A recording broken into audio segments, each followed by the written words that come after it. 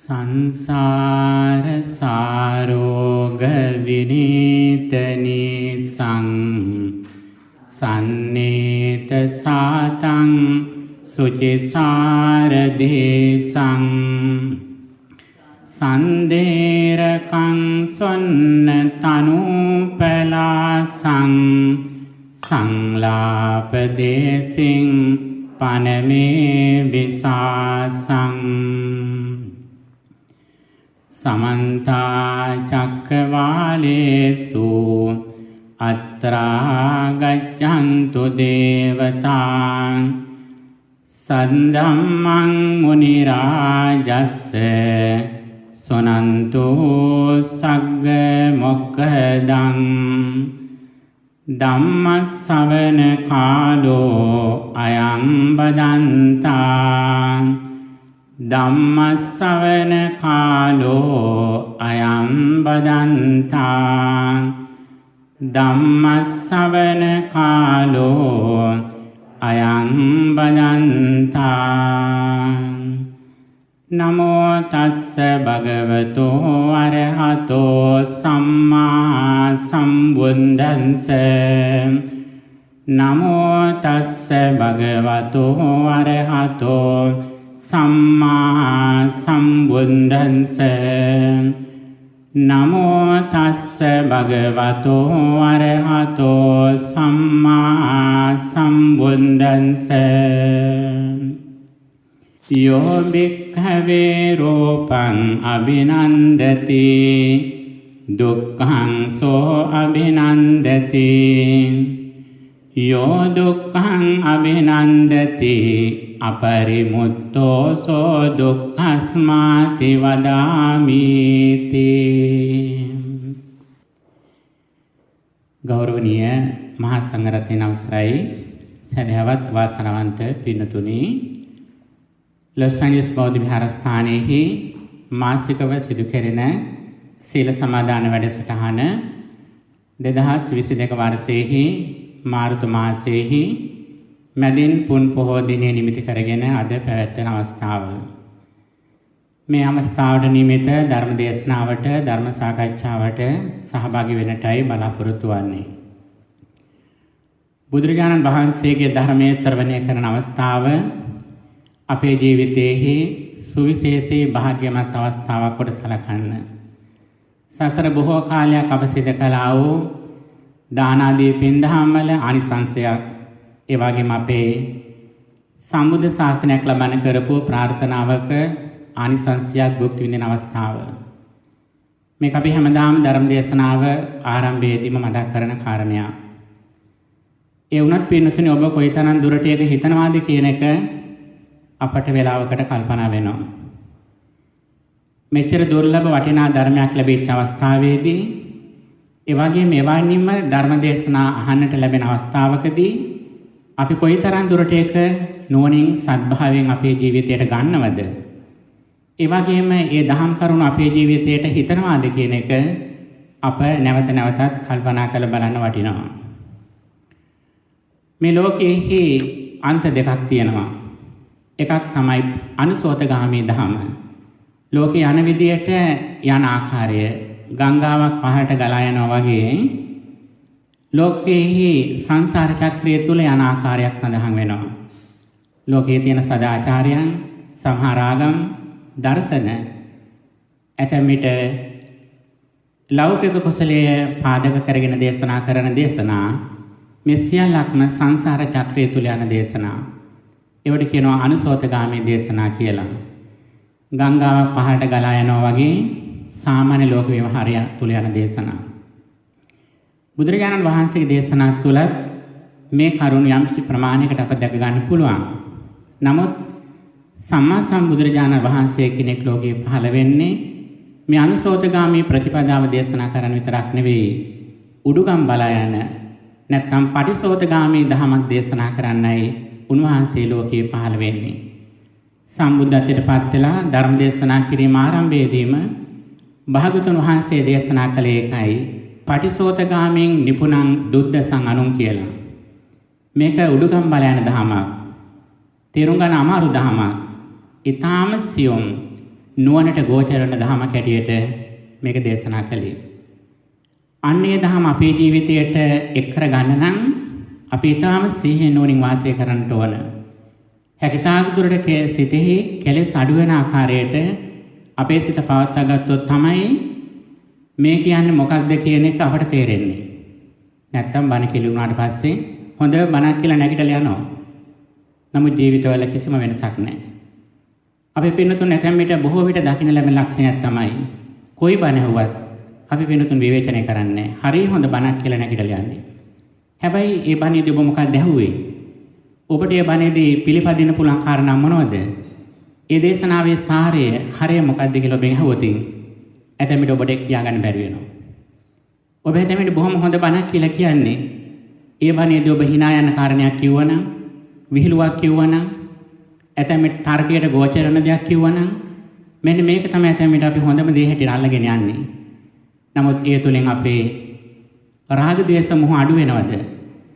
විශේෂයෙන් මේ දේශනාව තුලින් අපි අවිද්‍යාව ප්‍රහීන වෙනවද කියන එක අප නැවත නැවතත් කල්පනා කරලා බලන්න වටිනවා. අන්නේ වෙන්නේ දේශනා තුලින් අද අපි තෝරාගත්තේ සංයුත නිකායෙහි කන්ද සංයුතේන අභිනන්ද සූත්‍රය.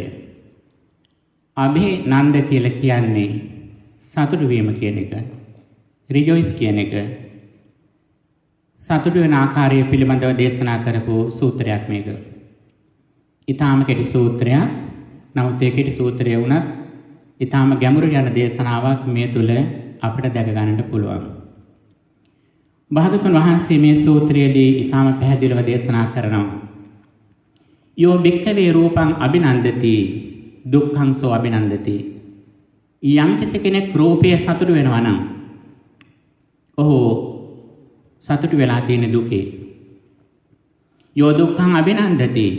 යම් කෙනෙක් දුකේ සතුටු වුණා නම් අපරිමුත්තෝ සෝ දුක්ඛස්මාති වදාමි. එතනත්තා දුකෙන් නොමිදුණු කෙනෙක් කියලා මා දේශනා කරනවා කියලා භාගතුන් වහන්සේ දේශනා කරනවා. යම් කෙනෙක් රූපයක් දැකලා ඒ රූපයේ සතුටු වෙනවා නම් ඒ සතුටු වෙලා තියෙන්නේ මොකටද?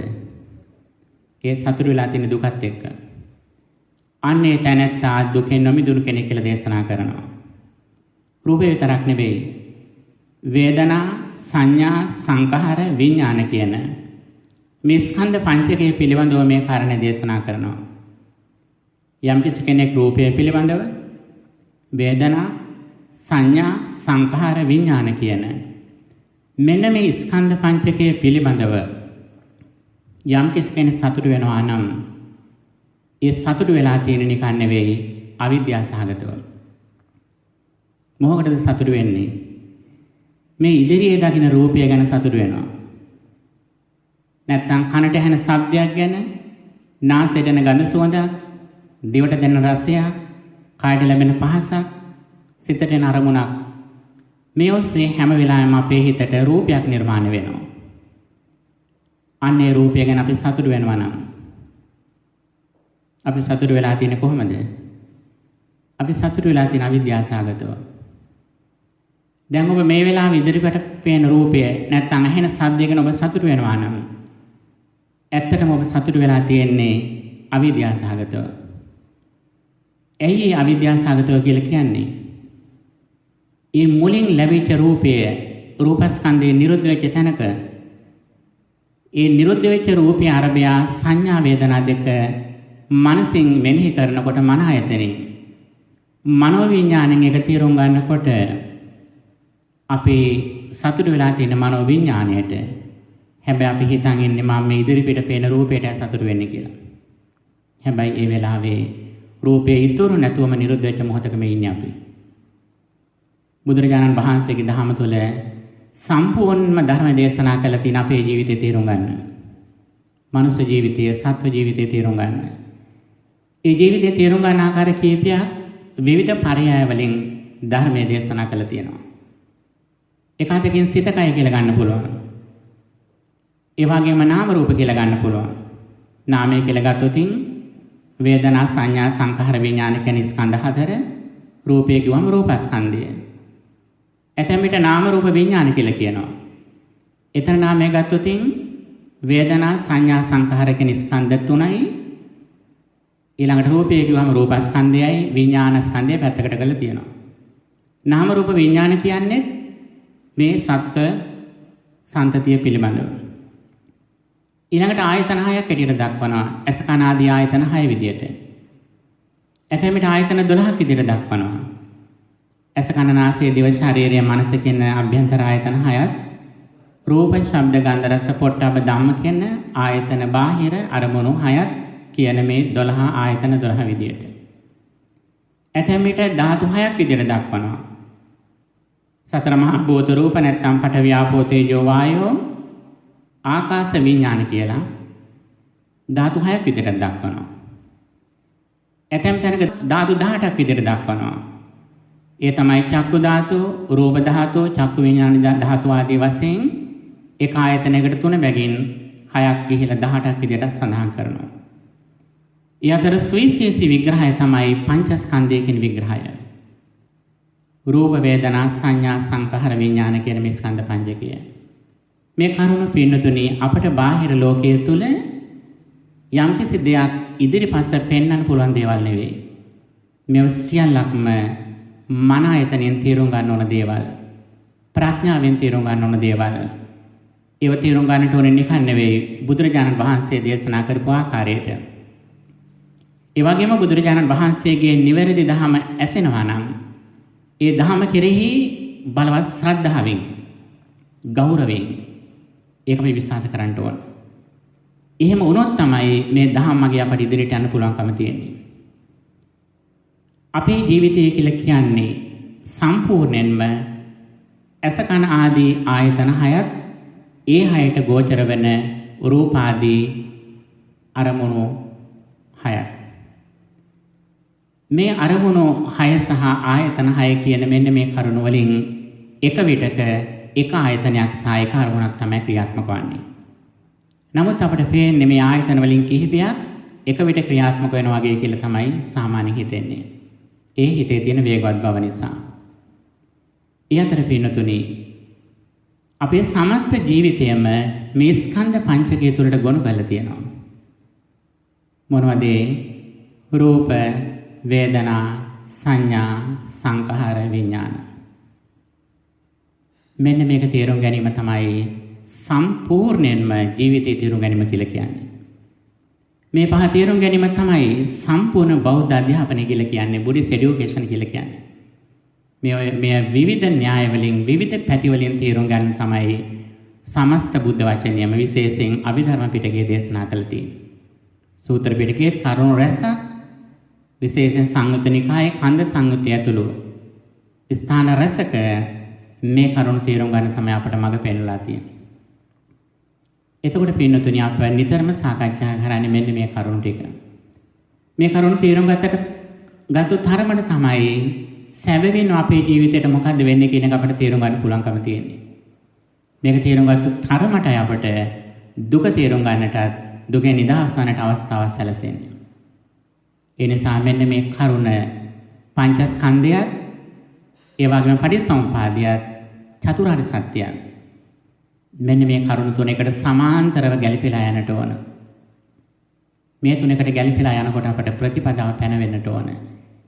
ඒ තමයි ආරෂ්ඨික මාර්ගය, නැත්නම් සතර සතිපට්ඨානය, නැත්නම් සීල සමාධි ප්‍රඥා කියන, නැත්නම් සමත විදර්ශනා කියන මෙන්න මේ ප්‍රතිපදාව අප ඉදිරිපිට පැනවෙන්නට ඕන.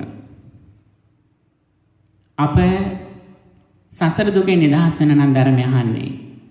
විශේෂයෙන් අවිද්‍යාව නීවරණය දුරු කරලා නම් ධර්මය අහන්නේ. දුකෙන් නිදහස් වන්නට නම් අප ධර්මය අහන්නේ. ඒ අන හැම දේශනාවකම ස්කන්ධ පංචකය, නැත්නම් නාම රූප විඥාන, ඒ වගේම පටිච්චසමුපාදය, ඒ වගේම චතුරාර්ය සත්‍ය කියන මේ කරුණු තුන එකට ගැලපීලා යන්නට ඕන. ඒක තේරුම් ගත්ත පමණට අපට ඊළඟට ආරෂ්ඨික මාර්ගයේ විනිවිද පේන්නට ඕන. අපට පුහුණු කරන්නට තියෙන මාවත පැනවෙන්නට ඕන. අන්නේ මාවතෙහි ගමන් කරන්න දැඩි අභ්‍යන්තර අභිප්‍රේරණයක්, ඉන මොටිවේෂන් එකක් ඇති වෙන්නට ඕන. අන්න ඒ ඉන මොටිවේෂන් එක ඇති නොවෙනවා නම් ඒක නරමුල් කරුණු තුන හරියට තේරෙලා නැහැ කියන එක. මුල් කරුණු තුන හරියට එකට ගැළපීලා තේරෙනවා නම් ඒක තමයි ශ්‍රද්ධාව කියලා කියන්නේ. එතන ශ්‍රද්ධාව ඇති වෙන්නට ඕන. සද්ධාති තථාගතස්ස බෝධින් කියන්නේ මේකයි. බුදුරජාණන් වහන්සේගේ තථාගතත්වයේ පිළිබඳව, සම්මා සම්බුද්ධත්වයේ පිළිබඳව, සර්වතථා ඥානය පිළිබඳව අපට දැඩි විශ්වාසයක්, ගෞරවයක් මේ ධහම තුලින් ඇති වෙන්නට ඕන. ඒ තුලින් ධර්මයේ සාන්දෘෂ්ටික බව විනිවිද පේන්නට ඕන අපට. මේ ධහම පිළිපැද්දොත් අප මේ ජීවිතයේ පිළිපදින අනිත් සියලුම කරුණු වලට වඩා ඉක්මනින් දුකෙන් නිදහස් වෙන්න පුළුවන්. මේ ධහමෙන් ප්‍රතිඵල ලබන්න පුළුවන්. සාන්දෘෂ්ටික වශයෙන් අපට සැනසීමටපත් වෙන්න පුළුවන් කියන දැඩි විශ්වාසයක් තමන්ගේ අභ්‍යන්තරය තුල හට ගන්නට ඕන. එහෙම හටගත්තොත් එතනතාගේ ජීවිතයේහි සැබෑ ආධ්‍යාත්මික සිහිනය බවට පත් වෙන්නේ මෙන්න මේ ධහම පිළිපැදීම. මේ ධහම පිළිපැදීම තමයි ඔහුගේ ජීවිතයේ ඉහළම පරමාර්ථය බවට පත් වෙන්නේ. අනිත් කිසිම දෙයක් ඔහුගේ ජීවිතයේ ඉහළ ඉලක්ක බවට පත් වෙන්නේ නැහැ. අනිත් සියල්ලක්ම සියලුම ඉලක්කයට පල්ලෙහෙන් තියෙන්නේ. හැබැයි ඔබ බය වෙන්න එපා. ඔබ දැනට කරන දේවල්, ඔබ කරන රැකියාව, දරුවන්ට සලකන සැලකිල්ල, අධ්‍යාපන කටයුතු, වෘත්තීය කටයුතු, ගේ දොර දිනු කිරීම කටයුතු, වැඩ දෙයක් ය ඔබේ රූප සම්පත්තියටවත් මේ ආධ්‍යාත්මික ප්‍රතිපදාවෙන් බාධාවක් වෙන්නේ නැහැ. ඒව දැනටත් වඩා හොඳට කරන ගමන් ඊට වඩා ඉහළ තැනක මේ ආධ්‍යාත්මික ඉලක්කය, ස්පිරිචුවල් ගෝල් එක ඔබ තියාගෙන යන්නේ. වැඩි දෙයක් තියාව බාඳින ඇඳුමේවත් වෙනසක් ඔබට ඇති කරගන්න ඕනේ නැහැ. ඔබ ලස්සනට අඳිනවා නම් ඊටත් වඩා ලස්සනට ඔබ අඳින්නට ඕන. ඔබ ආභරණ පළඳිනවා නම් ඒ වෙහෙම පළඳින්නට ඕන. එදා බුදුරජාණන් වහන්සේගේ කාලේ විසාකාව බන්දුල මල්ලිකා වැනි අය විහාරස්ථානට ආවේ මේක පළඳනවා ඉඳගෙන. ඒ ආභරණ පැළඳගෙන මැවිලා තමයි මේ ධම්ම ශ්‍රවණය කළේ. හැබැයි පින්නතුනි, ඒ පැළඳගෙන එන ආභරණ වලට වඩා අපි හිතන විදිය ඉහළ තලයක තියෙනට ඕන. අපි පාවිච්චි කරන වාහනයට වඩා අපි හිතන විදිය ඉහළ තලයක තියෙනට ඕන. අපි පාවිච්චි කරන නවීන උපකරණ, ඩිවයිසස්, අපේ ඇඳුම්, අපේ නිවස, මේ හැම දෙයකටම වඩා ඉහළ මට්ටමක අපේ ආකල්ප සම්පත්තිය, අපේ දැක්ම, අපේ විෂන් එක තියෙනට ඕන. අන්නේ විෂන් එක තියනවාද කියලා බලාගන්නේ කොහොමද? ඒක එළියට නික්මෙන්නේ කොහොමද? ඒකට එළියට විනිවිද පේන්නේ අපි භාෂාව හසුරන ආකාරයෙන්. අපි කතා කරන ආකාරයෙන්. ඒ කතා කරන ආකාරය ස්වාමින් වහන්සේ කෙනෙක් ඉදිරිපිට සිල්ගත්තු දවසට කතා කරන විදිය නෙවෙයි. ඔබ ඊටාම සමීපතම කෙනෙක් ආශ්‍රය කරනකොට ඔබ කතා කරන විදිය. ඔබ කොහොමද භාෂාව හසුරවන්නේ? කොයි දේවල්ද ඔබ කතා කරන්නේ කියලා ඔබේ හෘදේ සාක්ෂියම ඔබ අසන්න. මේකෙන් ඔබට තේරුම් ගන්න පුළුවන් ඔබේ ආධ්‍යාත්මික මට්ටම කොතනද? ඔබ ඉන්නේ කොතනද කියලා ඔබට තේරුම් ගන්න පුළුවන්. අන්නේ භාෂාව ඉහළම තලයක රැඳුනොත් තමයි, රැඳෙනවා කියලා කියන්නේ අපේ සංකල්පනා හොඳයි. සම්මා වාචාව නිකන් හොඳ වෙන්නේ නැහැ. සම්මා වාචාව හොඳ වෙන්න නම් සම්මා සංකල්ප තියෙන්නට ඕන. හදවතේ හොඳ සංකල්පනා තියෙන්නට ඕන. හදවතේ හොඳ සංකල්පනා නිකන් අහම්බෙන් ඇති වෙන්නේ නැහැ. ඒක ඇති වෙන්නේ නම් මොකද තියෙන්නට ඕන? ඒක ඇති වෙන නම් සම්මා දිට්ඨියක් තියෙන්නට ඕන. සම්මා දිට්ඨිය නිකන් ඇති වෙන්නේ නැහැ. සම්මා දිට්ඨිය ඇති වෙන නම් ඉහළම කල්යාණ මිත්‍රයන්ගේ ඇසුර නැත්තම් පරතෝ ഘോഷය කියනක ලැබෙන්නට ඕන. අන්නේ ඉහළම කල්යාණ මිත්‍රයන් සහ පරතෝ ഘോഷය ඔබට ලැබීම තීරණය කෙරෙන්නේ ඔබේ දැක්ම කුමක්ද කියන කාරණේ මත. ඔබ ඊටාම සරල දෙයක් නම් බලාපොරොත්තු වෙන්නේ ඔබට මුණ ගැහෙන ඇත්තේ වගේම සරලයිම තමයි. ඔබ බලාපොරොත්තු වෙන වටිනා ආධ්‍යාත්මික දෙයක් නම් ඔබට ලැබෙන්නේ ඒ වගේම ඉහළ දෙයක්. ඒ නිසා ඔබේ චරිතය තීරණය කරනවා ඔබ ඇසුරු කරන පුද්ගලයන්. ඔබ යම්කිසි කෙනෙක් ආධ්‍යාත්මික ගමන් මගේ ඉන්න කෙනෙක් ඔබ ඇසුරු කරොත් ඒක නම් බලන ඔබේ චරිතය ඔබ කොතනද ඉන්නේ කියලා. ඔබ ඉන්න තැන බලන්නේ කොහොමද? ඔබේ ලිපිනේ අහලද? ඔබේ ලිපිනේ අහලා නෙවෙයි අය බලන්නේ, ඔබත් එක්ක සාකච්ඡා කරලා. ඒ සාකච්ඡා කරනකොට අහන ඔබ කොයි වගේ පොතපතද කියවන්නේ? කොයි වගේ සූත්‍රද වහන්නේ? කොයි දේශකයන්ගේ දේශනද වහන්නේ? කියලා අහලා ඊළඟට හැබැයි ලොකෝ හාමුදුරන්ගේ ලිස්ට් එකක් කිව්වට විතරක් හරියන්නේ නැහැ. ඊට පස්සේ ඔබෙන් ප්‍රශ්න අහනවා ධර්ම ගැටලු. අන්න එතෙන්දි තේරුම් ගන්න ඔබ කොතනද ඉන්නේ කියලා. ඔබට කියන්න පුළුවන් මං අහවල් හාමුදුරන්ට ආදරයක් කළා. අහවල් හාමුදුරුවෝ අපේ ගෙදර දාන්නට වැඩියා. ඒ හාමුදුරන තියෙන සම්බන්ධතාව ඔබට කියන්න පුළුවන්. නමුත් ඒ සම්බන්ධතා කිසිවක් ඒ කෙනාට අදාළ නැහැ. සාකච්ඡාය පඤ්ඤා වේදිතබ්බෝ සම්පූර්ණව ඔබ තීරණය කරන සාකච්ඡාවයි.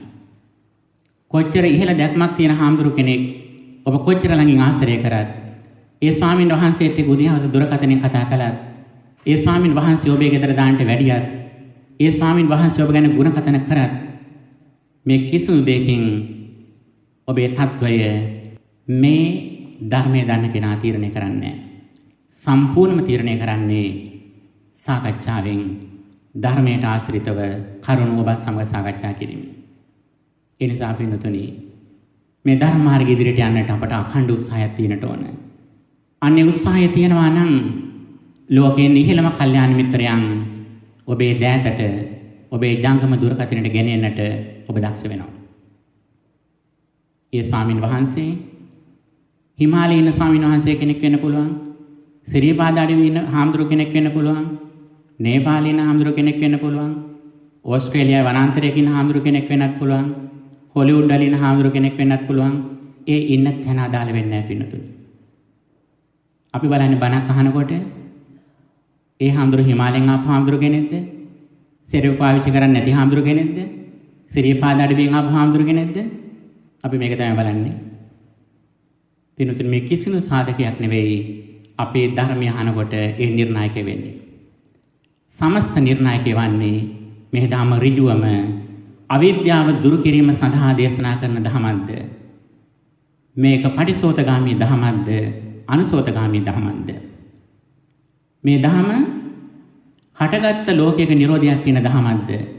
උත්පාද නිරෝධය කියන ධර්මයක්ද? නැත්නම් ලෝකයක් නිර්මාණය නොවන විදිහට දේශනා කරන ධර්මයක්ද?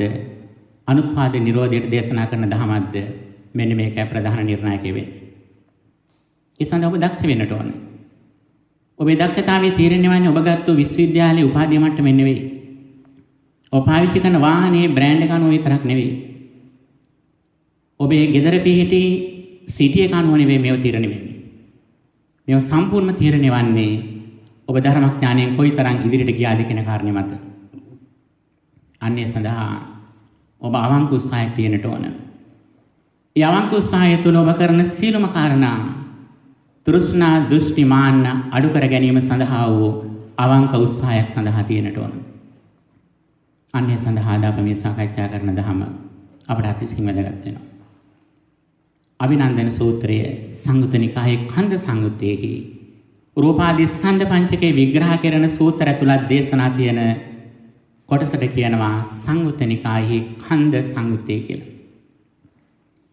කන්ද සංයුත්තේ ඇතුළත් මේ සූත්‍රයෙන් අභිනන්දන සූත්‍රයෙන් බුදුහාමුදුරෝ දේශනා කරනවා යම් කෙනෙක් රූපයට සතුටු වෙනවා නම් ඒ කෙනා සතුටු වෙන්නේ දුකටයි.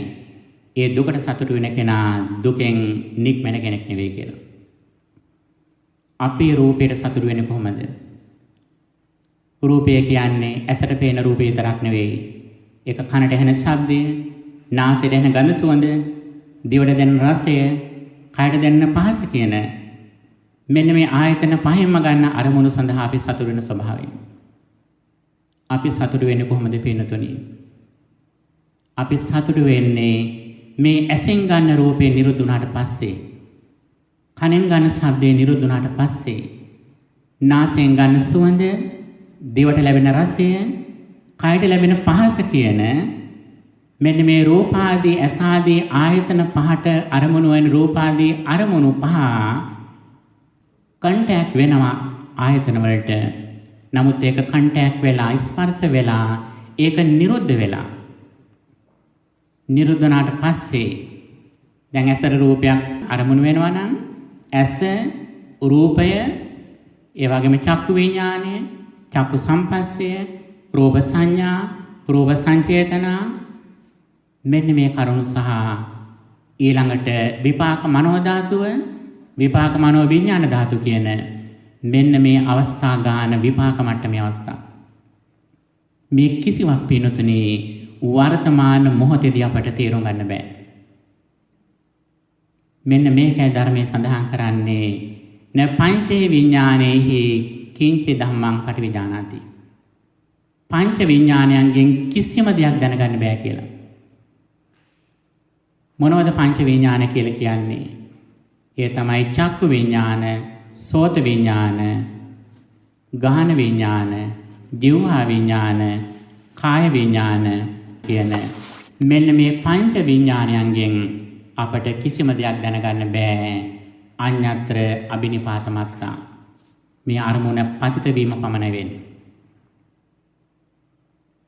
රූපයක් නැහැ කියලා කියන්නේ රූපයක් තියෙනවා. සතර මහා භූත රූප වලින් නිර්මාණය වෙච්ච රූපයක් බාහිර තියෙනවා.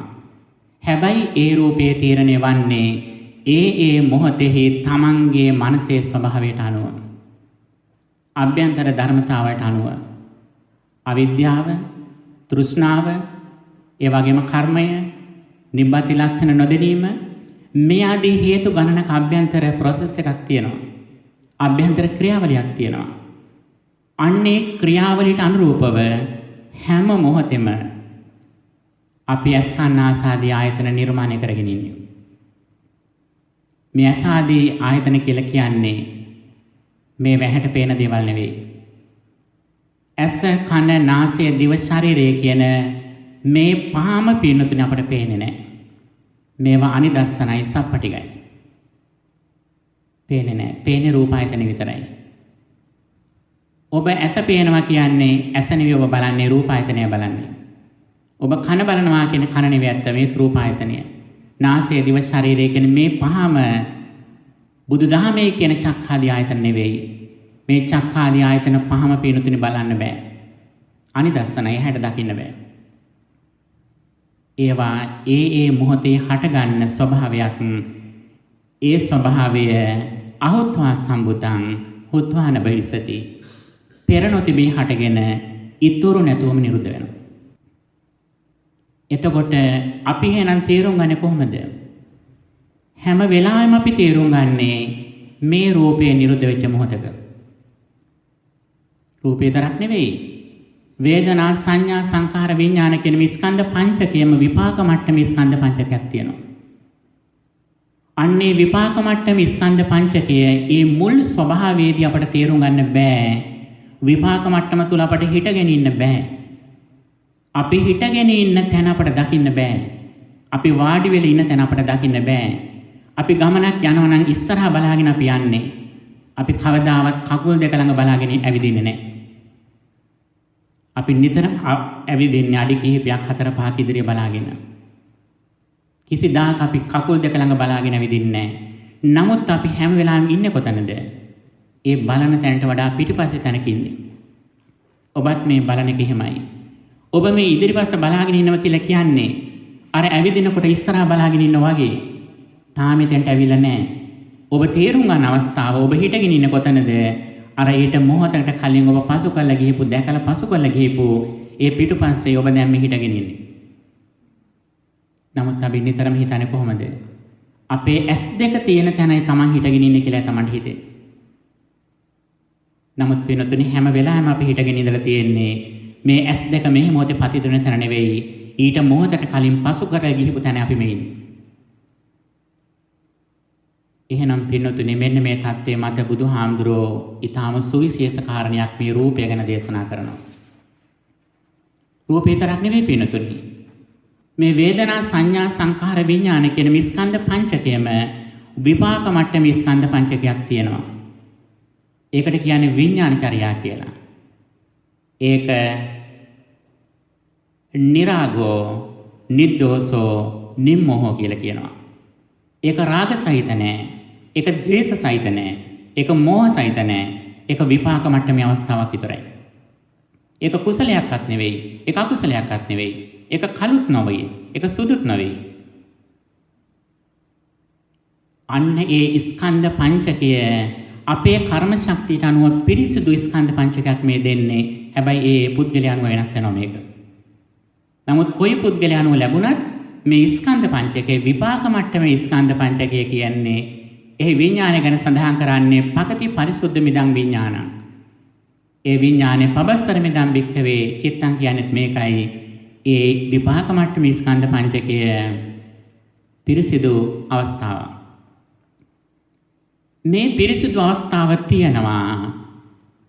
ඒ පිරිසිදු අවස්ථාව ගන්න අපි අද්දෙහකින් දෙන්නෙක් ඉන්නවා. එක්කෙනෙක් අත් දෙක අල්ලගෙන ඉන්න විදියක් තියෙනවා. තව කෙනෙක් තවත් විදියකින් අත් දෙක අල්ලගෙන ඉන්නවා. හොඳ අවධානයෙන් පිනුතුනේ මේක අහන්න. සාදුකාරයක් පවත්වන්න බලන්න. නැවතවත් සාදුකාරයක් පවත්වන්න. පිනුතුනේ මේක ඊටාම වැදගත් අවස්ථාවක්. කන්ද සංයුත්තේ කන්ද සූත්‍රය කියලා සූත්‍රයක් තියෙනවා. මේ සූත්‍රයේ දැක්වෙනවා පංචස්කන්ධය සහ පංච උපාදානස්කන්ධය කියලා කාරණා දෙකක්. එතකොට මුලින්ම පංචස්කන්ධය දක්වනවා. පංචස්කන්ධය කියන්නේ අතීත, වර්තමාන, අනාගත, අභ්‍යන්තර, බාහිර, සුඛම, ඕලාරික, හීන, ප්‍රනීත, දුර ළඟ ආදී වශයෙන් 11 ආකාරයකින් දක්වන රූප, වේදනා, සංඥා, සංඛාර, විඥාන කියන මේ ස්කන්ධ පංචකය. මේකට කියනවා පංචස්කන්ධය කියලා. ඊළඟට සඳහන් කරන පංච උපාදානස්කන්ධය. අර වගේම අතීත ආදී අවස්ථා 11කින් දක්වනවා. හැබැයි වචන දෙකක් වෙනස් වෙනවා. මොනද වචන දෙක? ඒ වචන දෙක තමයි සාසවා උපාදානීය. ශාස්ත්‍රව වූ උපාදානයන්ට හිත වූ කියලා මෙන්න මේ වචන දෙකකින් මේක විශේෂ කරලා තියෙනවා. ශාස්ත්‍රව වූ උපාදානීය වූ ස්කන්ධ පංචකය තමයි පංච උපාදාන ස්කන්ධය බවට පත් වෙන්නේ. එහෙනම් පින්නතෙනර විපාක මට්ටමේ ස්කන්ධ පංචකය ඒක කුසලයක්වත් අකුසලයක් නෙවෙයි. ඒක පිරිසුදු මට්ටම එකක්. නමුත් අපේ දෑතින් අපි ගන්නවා එක අතක සාසවා අනිත් අතින් උපාදානීය. එක අතකින් ශාස්ත්‍රව කාමාසව, භවසව, දිට්ඨාසව, අවිජ්ජාසව කියලා ආශ්‍රව ටිකක් එක අතකින් තැවරිලා තියෙනවා.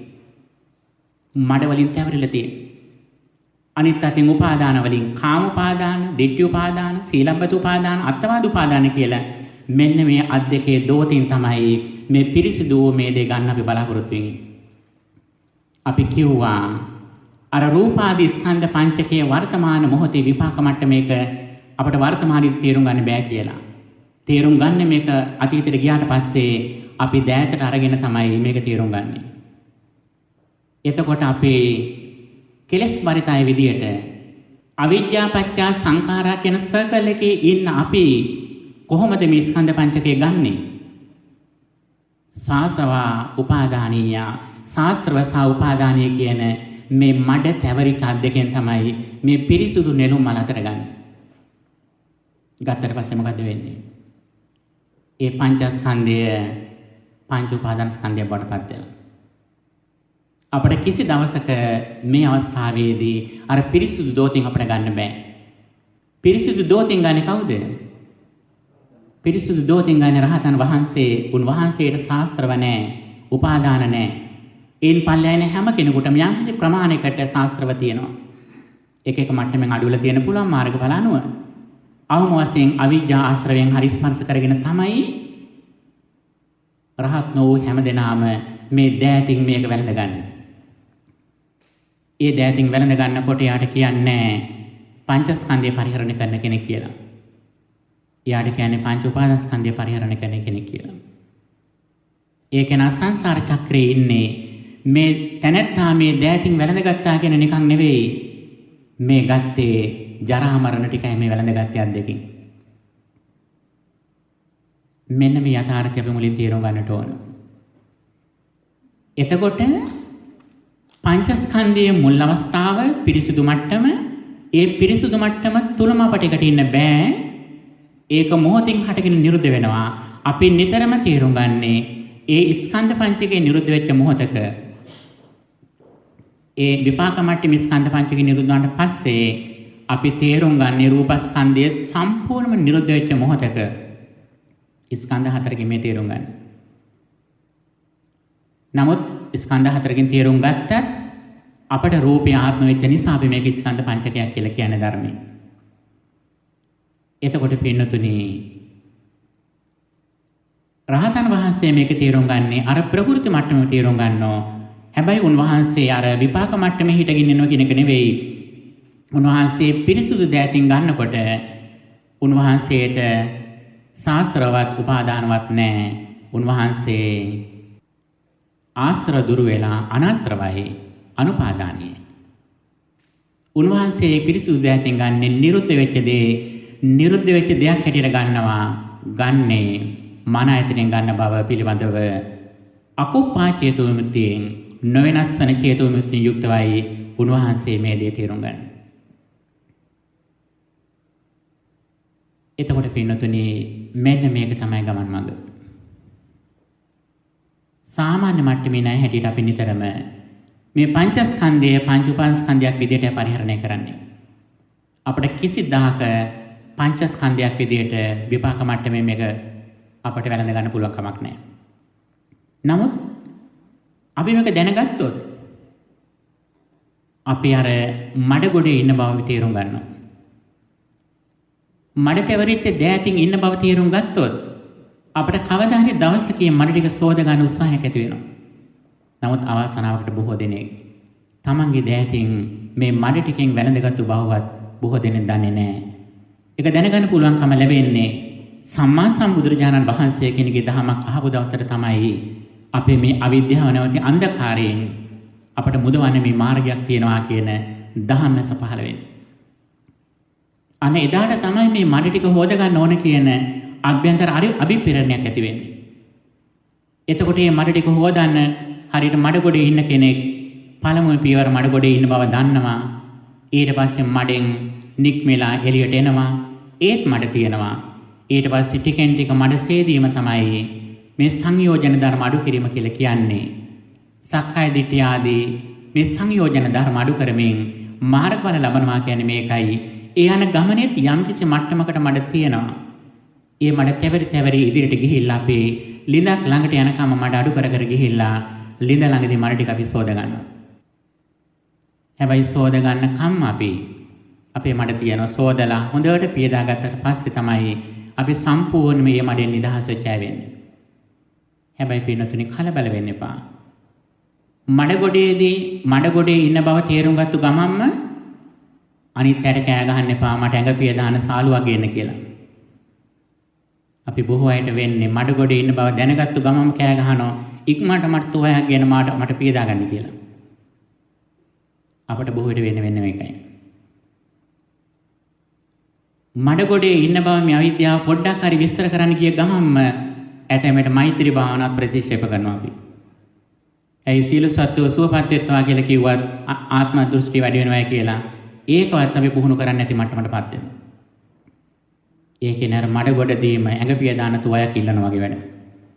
එච්චර ඉක්මන් වෙන්න එපා පින්නතුනි. මඩගොඩේ ඉන්න බව තේරුම් ගැනීමම ඔබ දක්ෂේ. කලබල වෙන්න එපා.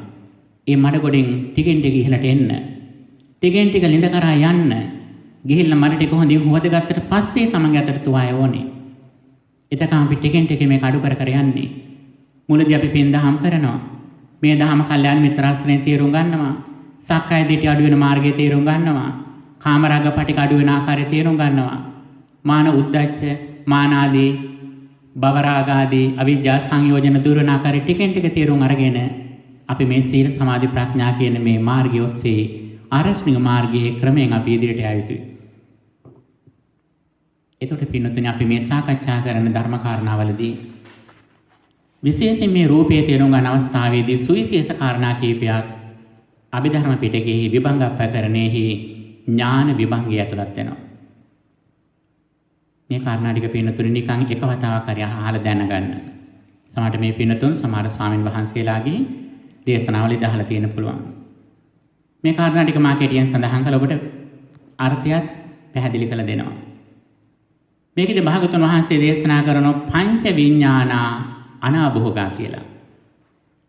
පංච විඥාන කියලා කියන්නේ චක්කු විඥාන, සෝත විඥාන, ගහන විඥාන, જીවහා විඥාන, කාය විඥාන කියන මෙන්න මේ විඥාන ටික අනාභෝගා කියලා කියනවා මෙනෙහි කරන්න බෑ කියලා. ඒ කියන්නේ ඒ මොහොතේදී චක්කු විඥාන මට්ටමේදී මේක තේරුම් මෙනෙහි කරලා තේරුම් ගන්න බෑ කියන එක. ඊළඟට කියනවා පංචේ විඥානයේ ඉන්න කිංච ධම්මං පටිවිජානාති අඤ්ඤතර අබිනිපාත මත්තා. පංච විඥානයන්ගෙන් කිසිම ධමයක් පටිවිජානාති තේරුම් ගන්න බෑ. අඤ්ඤතර අබිනිපාත මත්තා ඉන්ද්‍රියට අරමුණ පදිත වීම විතරයි වෙන්නේ. ඊළඟට දේශනා කරන පංචාන්නම් විඥානං සමනන්තරාබින කිංච ධම්මං පටිවිජානාති. පංච විඥානයන් හටගෙන නිරුද්ධ වුණාට පස්සේ හට ගන්නවා විපාක මනෝ ධාතු, විපාක මනෝ විඥාන ධාතු කියන අවස්ථාවක් විපාක මට්ටමේම. අන්න එතෙන් දිවත් මේක තේරුම් ගන්න බෑ කියලා කියනවා. ඒ විතරක් නෙවෙයි. සඳහන් කරන පංචෙහි විඥානෙහි ඉන්න කිංචි ඉරියාපතං කප්පේති. මේ පංච විඥානයන්ගෙන් කිසිම ඉරියව්වක් පවත්වන්න බෑ. ඉරියව් කියන්නේ මොකද්ද? හිටගෙන ඉඳීම, ඇවිදීම, වාඩි වෙලා ඉඳීම, සැතපීම මේ ඉරියව්වක්වත් පංච විඥානයන්ගෙන් පවත්වන්න බෑ. සරලව කියනවා නම් කාය විඥාණයෙන් ඇවිදින්න බෑ කියලා මේ කියන්නේ. ඔව් පුදුමයටපත් වෙයි. අපට කාය විඥාණයෙන් ඇවිදින්නවත් බෑ. ඊළඟට කියනවා පංචේ විඥානෙහි න කාය කම්මං න වචී කම්මං න පට්ඨපේති. මේ පංච විඥානයන්ගෙන් කිසිදු කාය කර්මයක් වචී කර්මයක් පනවන්න බෑ.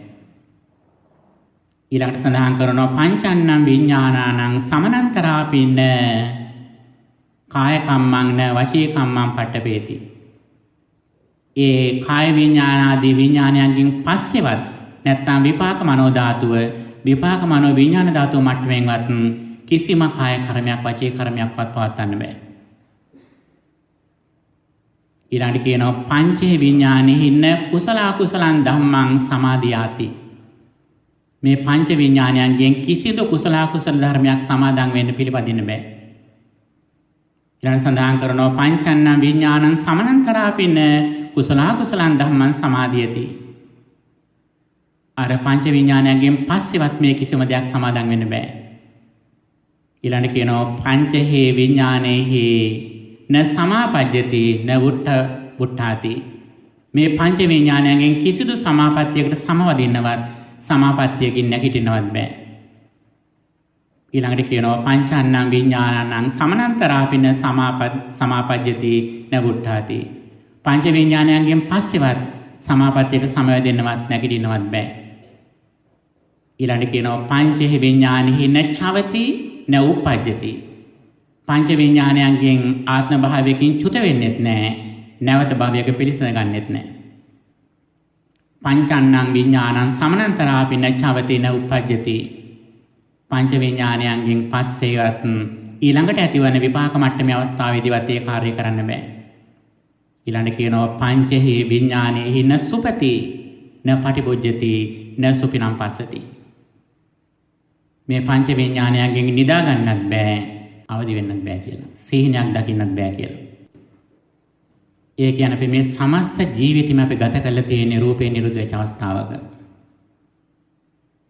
අපි මෙතෙක් කලක් කෑමක් කෑවනම්, ඇඳුමක් ඇඳනනම්, කෙනෙක් ඇසුරු කරානම්, ඇවිද්දනම්, ගමනක් ගියානම්, කතා කරානම්, කායික දෙයක් කළානම්, නිදාගත්තනම්, කාට හරි බැන්නනම්, රසයක් වින්දනම්, කවුරු හරි සිප වෙලඳ ගත්තනම්, මේ හැම දෙයක්ම කරලා තියෙන පින්නතුනි රූපේ නිරුද්ධ වෙච්ච අවස්ථාවක වෙනත් විදිහකින් කියනවා නම් මලමිනී සමග.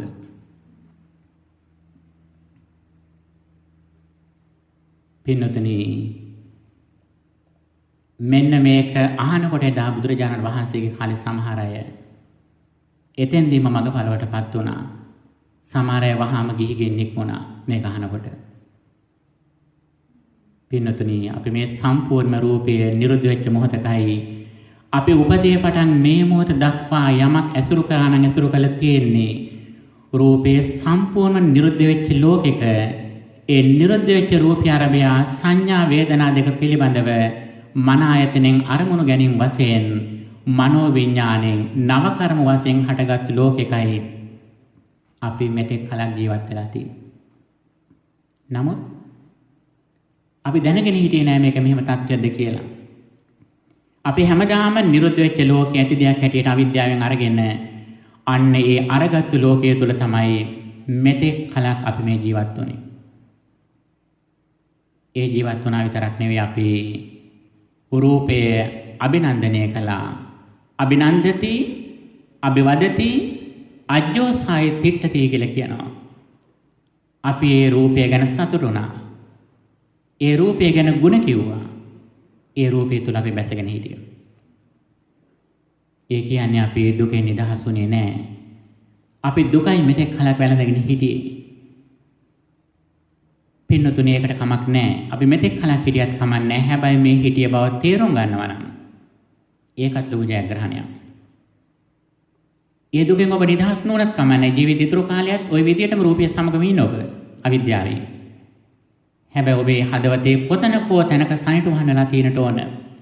ඔබ කවදා හරි දවසක දුකෙන් නිදහස් වෙන්න කැමති නම්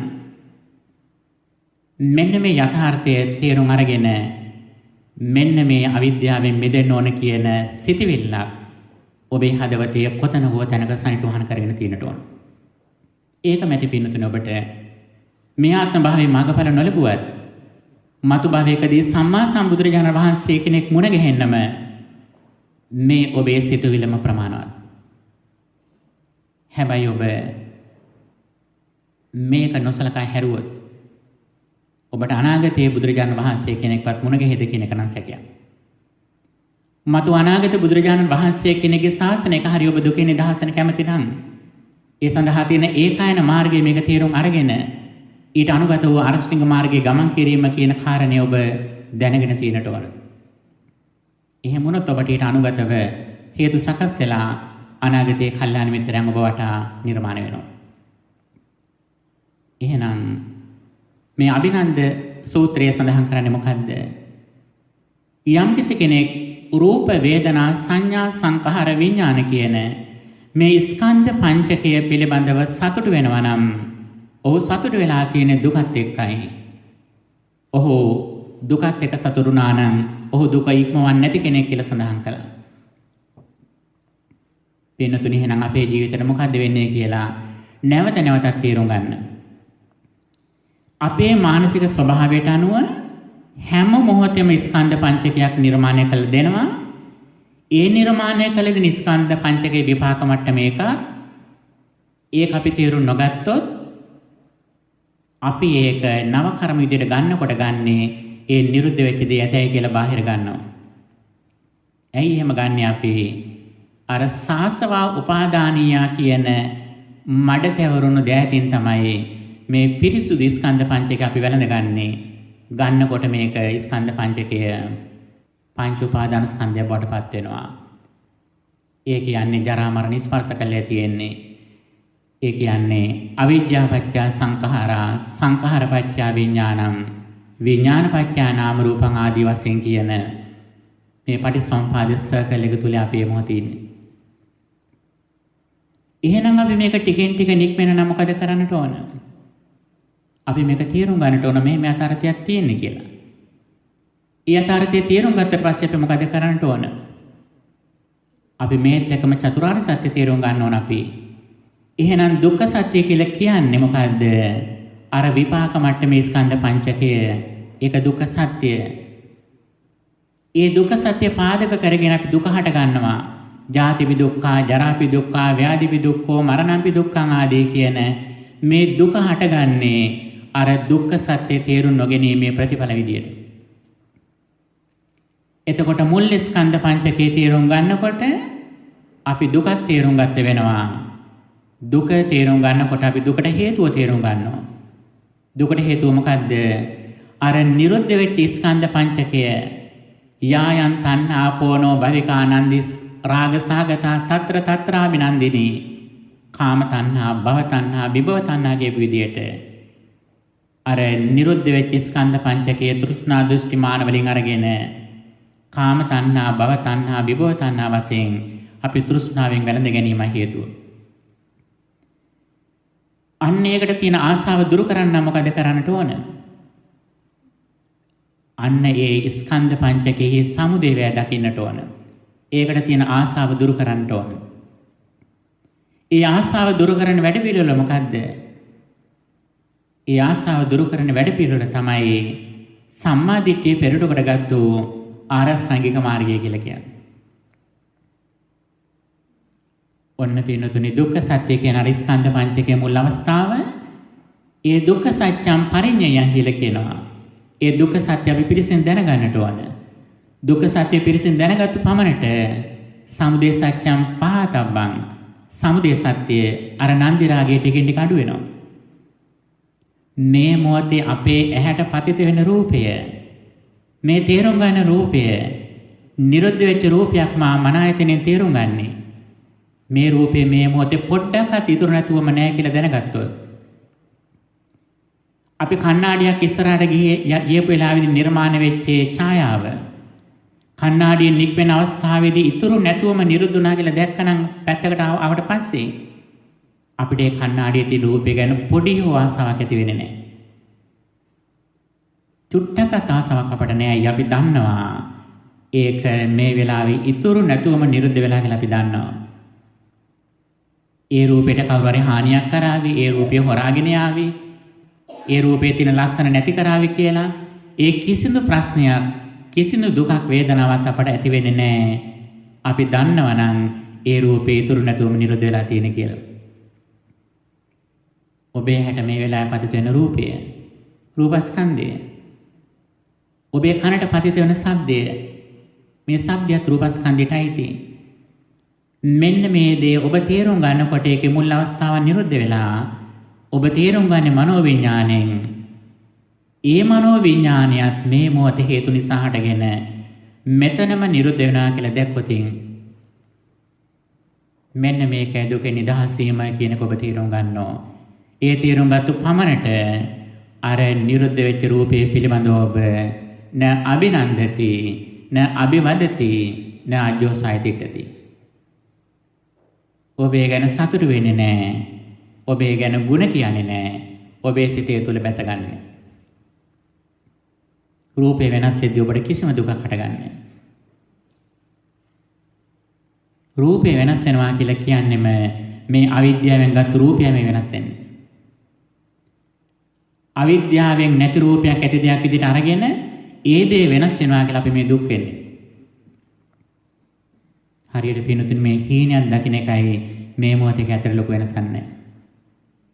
අපි හීනේදී අඬනවා සමහරව නැති වුණා කියලා. සමහරව කැඩුන බිඳුණා කියලා අඬනවා අපිනේ. ඒ අඬන අවස්ථාවේදී රූපස්කන්ධයේ සම්පූර්ණ නිරුද්ධ වෙච්ච ලෝකයක මනෝවිඤ්ඤාණය මෙහඬන්නේ වැළපෙන්නේ අපි මේ. එහෙනම් පිනුතුන් මේ මොහොතේ අඬන්නේ කොහොමද අපි? රූපේ තිබෙද්දිද? මේ මොහොතේ අඬන්නේ ස්කන්ධ හතරකින්. රූපේ නිරුද්ධ වෙච්ච මොහොතක, සිහිනේදී අඬන්නේ රූපස්කන්ධේ නිරුද්ධ වෙච්ච මොහොතක. නමුත් කර්මයේ සකස් වීම වෙනස් වෙනවා. කෙසේ වෙතත් පින්තුනි මෙන්න මේ යථාර්ථය අපි කිසියම් පමණකට තේරුම් ගත්තොත් අපේ පින්තුනි ශ්‍රද්ධාව ඇති වෙන්න ඕනේ මෙන්න මෙතන. එහෙනම් මොකද්ද? අර විපාක මට්ටමේ ස්කන්ධ පංචකයේ හැම වෙලාවෙම අපි නිර්මාණය වෙනවා අපට ආයතන වලට අනුව. ඊට අනුරූපව රූපාදී අරමුණු අපට ස්පර්ශ වෙන්නේ. ඒව ඒ මොහොතේම හටගෙන නිරුද්ධ වෙනවා. අපි හැම වෙලාවෙම මේ දේ තේරුම් ගන්න මන ආයතනෙන්. ඒ තේරුම් ගන්න මන ආයතනයත් එතනම නිරුද්ධ වෙනවා කියලා දකින්න. ඒක අපි තේරුම් ගත්තොත් අපට නාමකායේ පටිඝ සම්පස්සට යන්නේ නැහැ. රූපකායේ අදිවචන සම්පස්සට යන්නේ නැහැ අපි. අපි රූපකායේ අදිවචන සම්පස්සට යනවා. රූපකාය කියලා කියන්නේ ඇස කන නාසය දිව ශරීරය කියන මේ ආයතන පහට ලක්වන අරමුණ පිළිබඳව ඒ දේ සොයාගෙන නාමයන්තයට අපි යනවා, මනස පැත්තට යනවා. අපි රූපකායේ අදිවචන සම්පස්සට යනවා. අනිත් පැත්තෙන් අපි නාමකායේ පටිඝ සම්පස්සට යනවා. සිතන අරමුණක් ආපු ගමන් ඒ අරමුණට අදාළ වූ රූපය හොයාගෙන අපි බාහිර ලෝකෙට යනවා. රූපකායේ අදිවචන සම්පස්සට යනවා, නාමකායේ පටිඝ සම්පස්සට යනවා. මේ දෙපැත්තට අප දෝලණය වෙමින් තමයි අවිද්‍යාසගත ලෝකෙ තුල අපි මේ ඉන්නේ. මේ දෝලණයෙන් මිදෙන්න කොහොමද? නාමයේ තැනම නිරුද්ධ වුණු ආකාරයත් රූපයේ තුලම නිරුද්ධ වෙන ආකාරයක් දැක්කොතින් යත්ත නාමංච රූපංච අසේ සංගපරෝජ්‍යති කියපු ආකාරයට නාම රූප දෙකම නැත්තම් ස්කන්ධ පංචකම මේ මොහොතේ ඉතුරු නැතුවම නිරුද්ධ වෙච්ච දෙයක්. ඒ නිරුද්ධ වෙච්ච දේ පිළිබඳව සිහිපත් කරන මේ මනසත් මේ මොහොතේ හටගෙන නිරුද්ධ වෙන දෙයක් කියලා දැක්කොතින් අපි බාහිර රූපයන්තිනොත් නිදහස් වෙනවා, අභ්‍යන්තර නාමයන්තිනොත් නිදහස් වෙනවා. මෙන්න මේ නිදහස හොයාගෙන තමයි අපි පිනතුනේ සසර බොහෝ කාලයක් භවෙන් භවය මේ සම්බුදු සසුනක් හොයාගෙන අපි ආවේ. මේ නිදහස හොයාගෙන. මේ නිදහසේ පණිවිඩය හොයාගෙන තමයි අපි මෙතෙක් කලක් අනාදිමත් කාලයක් සසර ඉමහත් වූ දුරකතර දුක්කතර ගෙවාගෙන අපි මේ ආවේ. බුදුරජාණන් වහන්සේ එදා පළමු රහතන් වහන්සේලා 69ට දේශනා කළේ දේශේත භික්ඛවේ ධම්මං ආදි කල්යාණං මජ්ජේ කල්යාණං පරියෝසానే කල්යාණං සාත්තං සව්‍යංජනං කේවල පරිපූර්ණං පරිසුද්ධං බ්‍රහ්මචර්යං පකාසිත කියලා දේශනා කරෙත් මේකයි. මෙන්න මේ නිදහසේ පණිවිඩය මුල මැද අග යහපත් වූ මේ නිදහසේ පණිවිඩය දේශනා කරමින් ගම් දනව්සරා දෙනමක් එක මග නොගසින් තනිවම ගමන් කරමින් මේ නිදහසේ පණිවිඩය ලෝකෙට දේශනා කරන්න කියලා එදා බුදුරජාණන් වහන්සේ අර පළවෙනි රහතන් වහන්සේලා 69ට දේශනා කළේ මේකයි. එතන පටන් ඒ ආර්ය උතුමන්ගේ පටන් අද දක්වා මේ සියලුම ස්වාමින් වහන්සේලා මේ යුතුයකම ඉටු කරමින් ඉන්නේ. අන්නේ මඟ පෙන්වීම, ඒක ඉගෙන ගැනීම, පුහුණු කිරීම සහ තමා තේරුම් ගන්න ධර්ම ලෝකෙට දේශනා කිරීම තමයි භික්ෂුවගේ කාර්යභාරය වෙන්නේ. ඔබ භික්ෂුන් වහන්සේ කෙනකින් බලාපොරොත්තු වෙන්න ඕනත් ඒක. ඔබ වෙන කිසිම දෙයක් නෙවෙයි බලාපොරොත්තු වෙන්න ඕන. ඔබ ගැන ගුණකථනයක්වත්, ප්‍රශංසාවක්වත්, වැඩි දෙයක් තමයි ඔබ උපන් දිනේට ආශිර්වාද කිරීමක්වත් නෙවෙයි ඔබ බලාපොරොත්තු වෙන්නට ඕන. ඔබ සැබවින්ම බලාපොරොත්තු වෙන්නට ඕන. මෙන්න මේ සදහම් පණිවිඩය ඔබට කොහොම හරි දේශනා කරන්න කියන ආරාධනාවයි ඔබ දෑතින් උපස්ථාන කරන ස්වාමීන් වහන්සේලාගෙන් ඔබ සැබවින්ම බලාපොරොත්තු යුත්තේ. පින්නතුනේ මෙන්න මේ ස්කන්ධ පංචකේ නැවත නැවතත් අපි තේරුම් ගන්නට ඕන. මුල්ම ස්කන්ධය රූපස්කන්ධය. රූපස්කන්ධය පින්නතුනේ අප හිතන තරම් සරල දෙයක් නෙවෙයි. රූපය කියන්නේ කාතකෙන් පඨවි ආපෝ තේජෝ වායෝ කියන මේ සතර මහා බෝධ රූපී වලින් නිර්මාණය වෙච්ච දේ. අනිත් අතින් ඊට සම්බන්ධව තියෙන උපාදාය රූප 24. ප්‍රසාද රූප 5, ගෝචර රූප 4, භාව රූප 2, හදේවතු රූප, ඒ වගේම අවකාශ රූප, ලක්ෂණ රූප, විකාර රූප, මේ ආදී වශයෙන් රූප 28ක් ගැන ධර්මයේ සඳහන් වෙනවා. මේ හැම රූපයකම ලක්ෂණය තමයි මේව එක දිගට අඛණ්ඩව යන දේවල් නෙවෙයි. මේව හේතු නිසා හැම මොහොතෙම හටගෙන හේතු නිරෝධයෙන් නිරෝධ වෙන දේවල්. හේතුම් පටිච්ච සම්භූතං හේතුබංගා නිරෝධයති. මනසේ වර්තමාන ස්වභාවයට අනුව මේ රූපය අප ඇස ආදී ආයතන වලින් හැම මොහොතෙම මේ රූප නිර්මාණය කරනවා. හැම මොහොතෙම නිරුද්ධ වෙලා යනවා. අඛණ්ඩව තියෙන දේවල් නෙවෙයි මේ. මේ මොහොතේ අපි පුරුෂයෙක් විදිහට ස්ත්‍රියක් විදිහට ඉන්නවා.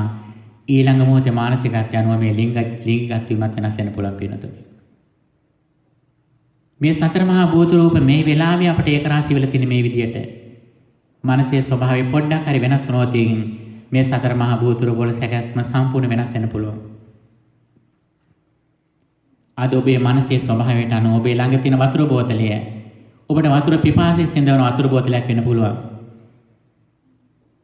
ඊළඟ මොහොතේ ඔබේ මානසිකත්වයට අනුව ඔබට දැඩි පිපාසයක් තිබුණත් ඔබේ ළඟ තියෙන වතුර බෝතලයේ වතුර තිබුණත් ඔබට හිස් බෝතලයක් වගේ පේන ගනී.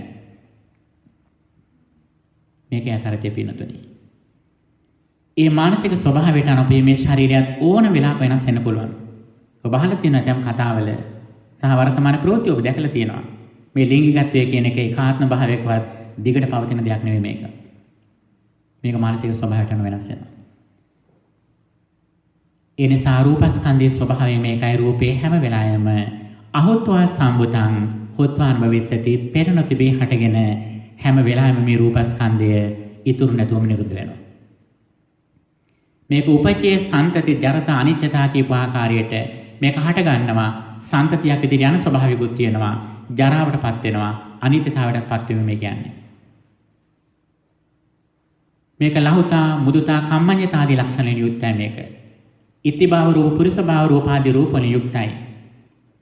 ඒ වගේම චක්කුසෝත ගාන ජීවහා කාය කියන මේ ප්‍රසාද රූප වලින් යුක්තයි මේක. ඒ වගේම රූප ශබ්ද ගන්ධ රස ආදී ගෝචර රූප මේකට ලක් වෙනවා. ඒ වගේම අවකාශ රූපය කියලා එකක් තියෙනවා. හදේවත් රූපය කියලා එකක් තියෙනවා. ජීවිතින්ද්‍රිය රූප. මේ ආදී රූප සියල්ලක්ම හැම මොහොතෙම හේතු මත හටගෙන නිරුද්ධ වීම පවතින්නේ. මෙහි ආසන්නතම හේතුව තමයි අපි ගන්නා වූ ආහාරය. ආහාර සමුදය රූප සමුදයෝ ආහාර නිරෝධා රූප නිරෝධෝ. ආසන්නතම හේතුව ආහාරය. හැබැයි ආහාරය විතරක් නෙවෙයි ඊට අදාළ තව කර්මය අවිද්‍යාව තෘෂ්ණාදී තව හේතු ගණනාවක් එකට මිශ්‍ර වෙලයි මේ ආහාරයෙන් මේ රූපේ නිර්මාණය කළ දෙන්නේ. ආහාරය ආසන්නතම හේතු උනාට ආහාරය එකම හේතුව විතරක් නෙවෙයි. දැන් බලන්න ඔබේ නිවසේ ඔබේ අම්මෝ උයලා දීපු කෑම ටික එකම වළං වල එකම කෑම ටික හදලා දුන්නේ. දරුවෝ 5 දෙනෙක් ඉන්නවා නම් 5 දෙනාට මේකම හැලියේ. දරුවෝ 5 දෙනාට විතරක් නෙවෙයි ගෙදර වැඩ කරපු සේවකයටත්, ගෙදර හිටිය සුරතල් බල්ලාටත්, සුරතල් පූසටත්, ගෙදර හිටිය මීයන්ටත් ඒ ඔක්කොමට මේකම කෑම ටික තමයි ගියේ. හැබැයි පින්නතුනි කර්මය අනුව අවිද්‍යාව අනුව ඒ වෙනදගත්තු රූපේ විසින් මේක අවශෝෂණය කරගත්තු විදිය වෙනස්. නමුත් ආසන්නතම හේතු විදියට ආහාරය සුවිශාල බලපෑමක් මේ රූපෙට කළා තියෙනවා. ඒ ආහාරයේ නිරෝධයෙන් මේ රූපයත් නිරෝධයටපත් වෙනවා. ඊළඟට වේදනාව. වේදනාව කියලා කියන්නේ හුදේ කයට දැනෙන වේදනාව විතරක් නෙවෙයි. ඒක චක්කු සම්පස්සජා වේදනා, රූප සම්පස්සජා වේදනා, ජීවහා සම්පස්සජා වේදනා, ගාන සම්පස්සජා වේදනා, කාය සම්පස්සජා වේදනා, මනෝ සම්පස්සජා වේදනා කියලා මේ වේදනා 6 විටින් විට හට ගන්නවා මේවා. ඒ වේදනාත් එක දිගටම තියෙන වේදනාවක් නෙවෙයි. ඒක ස්පර්ශ සමුදයෙන් වේදනාව හට ගන්නවා. ස්පර්ශ නිරෝධයෙන් වේදනාව නිරෝධයටපත් වෙනවා. ඒකේතර මුල් ස්කන්ධ පංචකේ වේදනාව ඊටාම ප්‍රාථමික මට්ටමේ වේදනාවක්. ඒක තීරුම් ගන්න දැන් කායයේ වේදනාවක් ආවට පිනතුනේ ඒ කාය වේදනාව අපි තීරුම් ගන්න ඇත්තටම කය නෙවෙයි. ඒක තීරුම් ගන්න මන ආයතනෙන් මනෝ සංපස්සජා වේදනාවක් විදිහට තීරුම් ගන්නේ. ඒ විතරක් මේක තීරුම් ගන්නකොට කාය සංපස්සජා වේදනාව දුර වෙලා තියෙනවා. නිරුද්ධ වෙලා තියෙනවා. ඔබ ඇසෙන් ගන්න රූපයක් අරබයා, කනින් ගන්න ශබ්දයක්, නාසයට ගන්න ගඳ සුවඳක්, දිවට ගන්න රසයක්, කයට දැනෙන පහසක් මේවා අපි අභ්‍යන්තරයට ගත්තට ස්පර්ශයේ විදියට වේදනාවක් ආකාරයට මේක තේරුම් ගන්න මන ආයතනෙන් පිනතුනි. එකම හුලන් ටික බලන්න ෆෑන් එකක් දැම්මොතින් 10 දෙනෙක් හිටියොත් කීයක් කියාවිද? එක්කෙනෙක් කියයි ෆෑන් එක අඩු කරන්න කියලා, තව කෙනෙක් කියයි ෆෑන් එක වැඩි කරන්න කියලා, තව කෙනෙක් කියයි මොකටද මෙලා ෆෑන් එකක් කියලා. කී දෙනෙක් නම් කියනද පිනතුනි? එකම පුද්ගලයා උනත් බලන්න එක මොහොතකින් ෆෑන් එක දාපු ගමන් හා හොඳයි කියලා කියනවා. ටිකක් වෙලගාට පස්සේ අයියෝගේ පා කියලා යාම කිරේ පා කියලා. වේදනාවේ ස්වභාවය මේක පිනතුනි. ඔබ වාඩි වෙච්ච ගමන් මෙතන හරිය සනීපය කියලා හිටියේනේ. දැන් බලාගෙන ඉන්න නැකිනකන් සනීපේ බලන්න. නැගිටලා ටිකක් වෙලා හිටියට පස්සේ ආයි පුටුවක් කරනවා ආයි සනීපේ ගන්න. මේ වේදනාවේ ස්වභාවය පින්නතුනේ මේකයි. මේක අනාත්ම ස්වභාවයක්. මේක පුද්ගලයාට අයිති දෙයක් නෙවෙයි. ස්පර්ශ සම්දෙන් හටගත්තු වේදනාව ස්පර්ශ නිරෝධයෙන් නිරෝධ වෙනවා. මේක එක දිගට අඛණ්ඩව සන්තතියක් වශයෙන් පවතින එකක් නෙවෙයි. හැම මොහොතෙම හටගෙන නිරෝධ වෙන ස්වභාවයක් මේක. එකාතකින් මේ ආයතන හයෙන්ම ගන්න ස්පර්ශය වේදනාව මේක තේරුම් ගන්න මන ආයතනෙ. දිවට ගන්න රසයක් බලන්න පිනතුනි. එකම රසය. නාසයට ගන්න එකම සුවඳක්. දූරියන් සුවඳක් කියලා ගන්න පිනතුනි.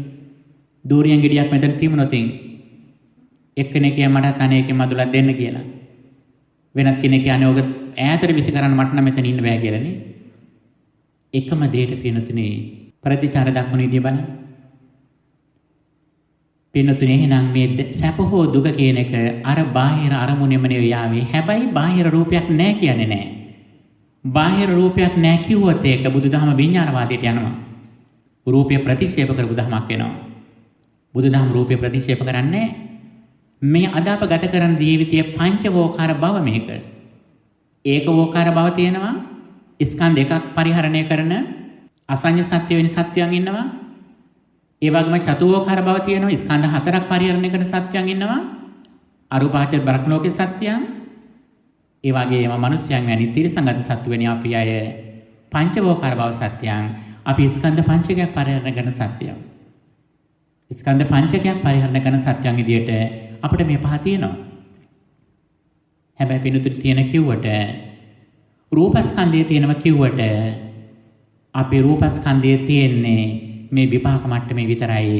ඒක අපි තේරුම් ගන්න හැම වෙලාවෙම රූපේ නිරුද්ධ වෙච්ච මොහොතක මන ආයතනෙ මේක තේරුම් ගන්න. එතකොට පින්නතුනේ අපි දුකෙන්ද ඉන්නේ, දුකෙන් නිදහස් වෙන මාවතේද ඉන්නේ කියලා තමන්ටම තමන් ගැන බලන්න පුළුවන් ආසන්නතම සාධකය තමයි. ආසන්නතම නිර්ණායකය තමයි. බලන්න ඔබට ඔබේ මනසට යම්කිසි දෙයක් මතක් වෙනකොට ඔබ ඒ නිරුද්ධ වෙච්ච රූපය ඇති දෙයක් හැටියට අරගෙනද ඉන්නේ? ඒ රූපේ තාමත් තියෙන දෙයක් හැටියට ඔබ හිතන් ඉන්නේ. එහෙනම් ඔබ දුක ස්පර්ශ කරමින් ඉන්නේ. ඒ රූපේ දැන් නිරුද්ධ වෙලා මම මේක මනසින් තේරුම් ගන්න කියලා ඔබ සිහියෙන් නොනේද ඉන්නේ. මෙන්න මේකයි ඔබ පටිසෝතගාමී මාවතේ දින්නේ, අනුසෝතගාමී මාවතේ දින්නේ. නැත්තම් සතිපට්ඨානය තුළ බුදුහාඳුරන්ගේ බුද්ධ විශය තුළ බුදුරජාණන් වහන්සේගේ සෙවණේද ඔබ ඉන්නේ. නැත්තම් මායයට පාලනය කරන්න පුළුවන් මායාගේ අඩවියේද ඔබ ඉන්නේ කියලා ඔබටම ඔබ ගැන බලන්න පුළුවන් නිර්ණායකය මේක. දවසට එක තත්පර 5ක් හරි පින්නතුනේ මේක සිහි කරන්න. මේක සිහි කරන්න ඔබට ලොකු සතුටක් එනවා. අනේ මේ දුකෙන් නිදහස් වෙන මාවත මේක නේද? මා රූපෙන් නිදහස් වෙන්න ඕන නේද? මේකට ලොකු අභ්‍යන්තර සතුටක් ඔබ ඇති වෙනවා. අන්නේ සතුට දින වෙනකොට ඔබ උත්සාහ කරනවා සමත අරමුණක් තුල වැඩි වේලාවක් කාලය ගත කරන්න. බුදුගුණ භාවනාව, මෛත්‍රී භාවනාව, මරණානුස්සතිය, ආනාපානසති භාවනාව මෙන්න මේ වගේ භාවනාවක් උපයෝගී කරගෙන සමතය සඳහා යොදන කාලය ටිකෙන් ටික අපි වැඩි කරනවා. ඒ කියන්නේ රූපෙන් නිදහස් වෙන අවස්ථාව ටිකෙන් ටික. ඒ අතර හිත සමාධිමත් වෙන්න අර රූපේ සමුදය බලනවා. සමුදය ධම්මානුපස්සේ විහෙරති, වය ධම්මානුපස්සේ විහෙරති කියපු විදිහට මේ රූපේ සමුදය බලනවා. ආහාරයෙන් හටගත් රූපය ආහාරයෙන් නිරුද්ධ වෙනවා කියලා දකිනවා. රූපස්කන්ධයේ සමුදය බලනවා. ඒ වගේම ස්පර්ශ සමුදයෙන් හටගත් වේදනාව ස්පර්ශ නිරෝධයෙන් නිරුද්ධ වෙනවා කියලා එහි සමුදය දකිනවා. ඒ විතරක් නෙවෙයි සංඥාවත් හඳුනා ගන්නවා. ඇසට රූපයේ අරබයා අපේ රූප සංඥා හට ගන්නවා. සද්ද සංඥා, ගන්ධ සංඥා, රස සංඥා, පොට්ටබ්බ සංඥා, ධම්ම සංඥා කියලා මෙන්න මේ ස්කන්ධාසාදී ආයතන 6 අරබයා ඇති වෙච්ච සංඥාත් අපි මෙනෙහි කරනවා. ඒ සංඥාත් පින්නතුනේ අර මුල් විපාක මට්ටමේක ඒක ඊටාම ශනිකව හටගෙන නිරුද්ධ වෙන සංඥාවක් ඒක. ඒ මුල් අවස්ථාවේදී යම් දෙයක් ගැන පිරිසිදු අපිට දැනගන්න බෑ. චක්කු විඥානේ අරබය හටගත්තු රූප සංඥාවෙන්වත් නැත්තම් සද්ද සංඥා, ගන්ධ සංඥා, රස සංඥා, පොට්ටබ්බ සංඥා කියන මෙන්න මේ සංඥා වලින් අපිට කිසිම දෙයක් පරිපූර්ණ වශයෙන් හඳුනා ගන්න බෑ. අපි ඒක තේරුම් ගන්න එක නිරෝධ වෙච්ච තැනක අපි ධම්ම සංඥා විදිහට අපි තේරුම් ගන්න. අන්නේ සංඥාවත් ස්පර්ශ නිසා හටගෙන ස්පර්ශ නිරෝධයෙන් නිරුද්ධ වෙන සංඥාවක් කියලා දැනගත්තා. ඒ සංඥාවෙනොත් අපි නිරුද්ධ වෙනවා, නිදහස් වෙනවා. ඒකේ හටගෙනම නිරුද්ධ වීම දැකලා. සංඥා සංඛාර කියන්නේ රූප සංචේතනා, සද්ද සංචේතනා, ගන්ධ සංචේතනා, රස සංචේතනා, පොට්ටබ්බ සංචේතනා, ධම්ම සංචේතනා කියන විදියට මෙන්න මේ ස්කන්ධාසාදී ආයතන හරබේ හටගත්තු චේතනා ටිකක් තියෙනවා. ඒකේ මුල් චේතනා මට්ටම විතරයි මේක. සංස්කාරවල ප්‍රයිමරි මට්ටම විතරයි මේක. මෙතෙන් දිවස් සම්පූර්ණම නව කර්මයක් හටගන්නේ මේක. මේක විපාක මට්ටමේ චේතනා මට්ටමක් විතරයි. ඒකත් හටගෙන නිරුද්ධ වෙනවා. හැබැයි ඒක නිරුද්ධ වීම තේරුම් නොගත්තොත් නව කර්ම විදියට යන අවිද්‍යා පත්‍ය සංඛාරා කියන මට්ටමේ තියෙන අපි පුඤ්ඤාවි සංඛාර, අපුඤ්ඤාවි සංඛාර, ආනෙන්ජාවි සංඛාර කියන අபிසංකරණ සංඛාර නැත්තම් නව කර්ම සකස් වෙන බවක් Taman දන්නවා.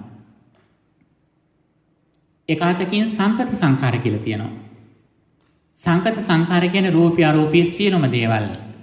සබ්බේ සංඛාර අනිච්චා කියන සියලුම සංස්කාර සත්‍යයන් සම්බන්ධ සහ සම්බන්ධ නැති සියලුම හේතුඵල ධර්මෙන් හටගත් ඒවට කියනවා සංකත සංඛාර කියලා. ඊළඟට තියෙනවා අபிසංකත සංඛාර කියලා එකක්. අபிසංකත සංඛාර කියන්නේ විපාක මට්ටමේ කාම ලෝක, රූප ලෝක, අරූප ලෝක කියන මෙන්න මේ ත්‍රි භූමිය අනුව යන තුන් භූමිය අනුව යන කර්මයෙන් නිෂ්පාදනය කළ දීපු රූපාරූප සියල්ලටම කියනවා අபிසංකත සංඛාර කියලා. මේක විපාක මට්ටමේ අවස්ථාව. ඒ විපාක මට්ටමක නිරුද්ධ වුණාට පස්සේ තමයි අபிසංකරණ සංඛාර විදියට නව කර්ම සකස් කරගන්නේ. ඒක අර අවිද්‍යා පත්‍ය සංඛාරා කියන මට්ටමින් හටගන්න පුඤ්ඤාවි සංඛාර, අපුඤ්ඤාවි සංඛාර, ආනේය සංඛාර කියන අවස්ථාව. ඊළඟට ප්‍රයෝගාවි සංඛාර කියලා එකක් කියනවා. අපේ කායික වාචික ක්‍රියාවලියෙන් හටගන්නා වූ ඇක්ටිවිටීස් ක්‍රියාවලින්. ඒක අර අවිද්‍යා පත්‍ය සංඛාර සර්කල් එකට යන්නේව නෙවෙයි. ඒව ක්‍රියා මාත්‍රයක් විතරයි. ඇතැම් විටක කර්මයේ ෂේ කිරීමේ ක්‍රියාවලියක් වෙන්න පුළුවන්. නැත්නම් කර්මයේ ෂේ කරපු පුද්ගලයෙකුගේ ක්‍රියාවලියක් වෙන්න පුළුවන්. එහෙමත් නැත්නම් අර සර්කල් එක යන්නේ නැති විදිහේ ක්‍රියාවලියක් වෙන්න පුළුවන්. අපේ හිත මුල් වෙලා සිද්ධ නොවන අවස්ථාවක් වෙන්න පුළුවන්. බුදු ක්‍රියා මාත්‍රයක් විතරක් වෙන්නත් පුළුවන්. මෙන්න මේ විදිහට පින්නතුනේ අපි සංස්කාරයක් තේරුම් ගන්නවා. මේ සංඛාර කියන වචනේ බුදුදහමේ තියෙන ඊටාම පුළුල් වචනයක්.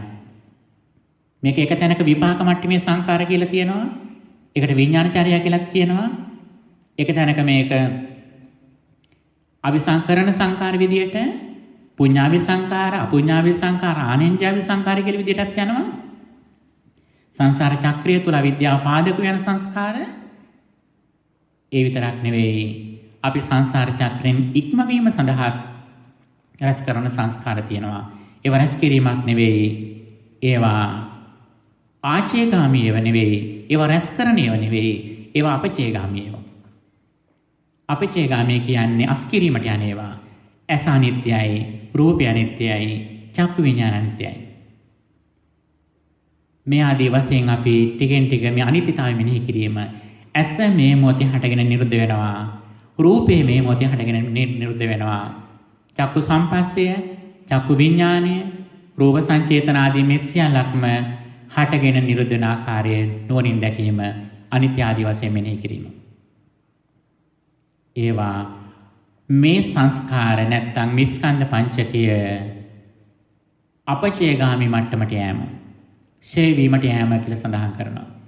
එකක් ආචේගාමි අවිද්‍යා සාගතව හිටියොත් ආචේගාමි වෙනව රැස් කිරීමට යනවා.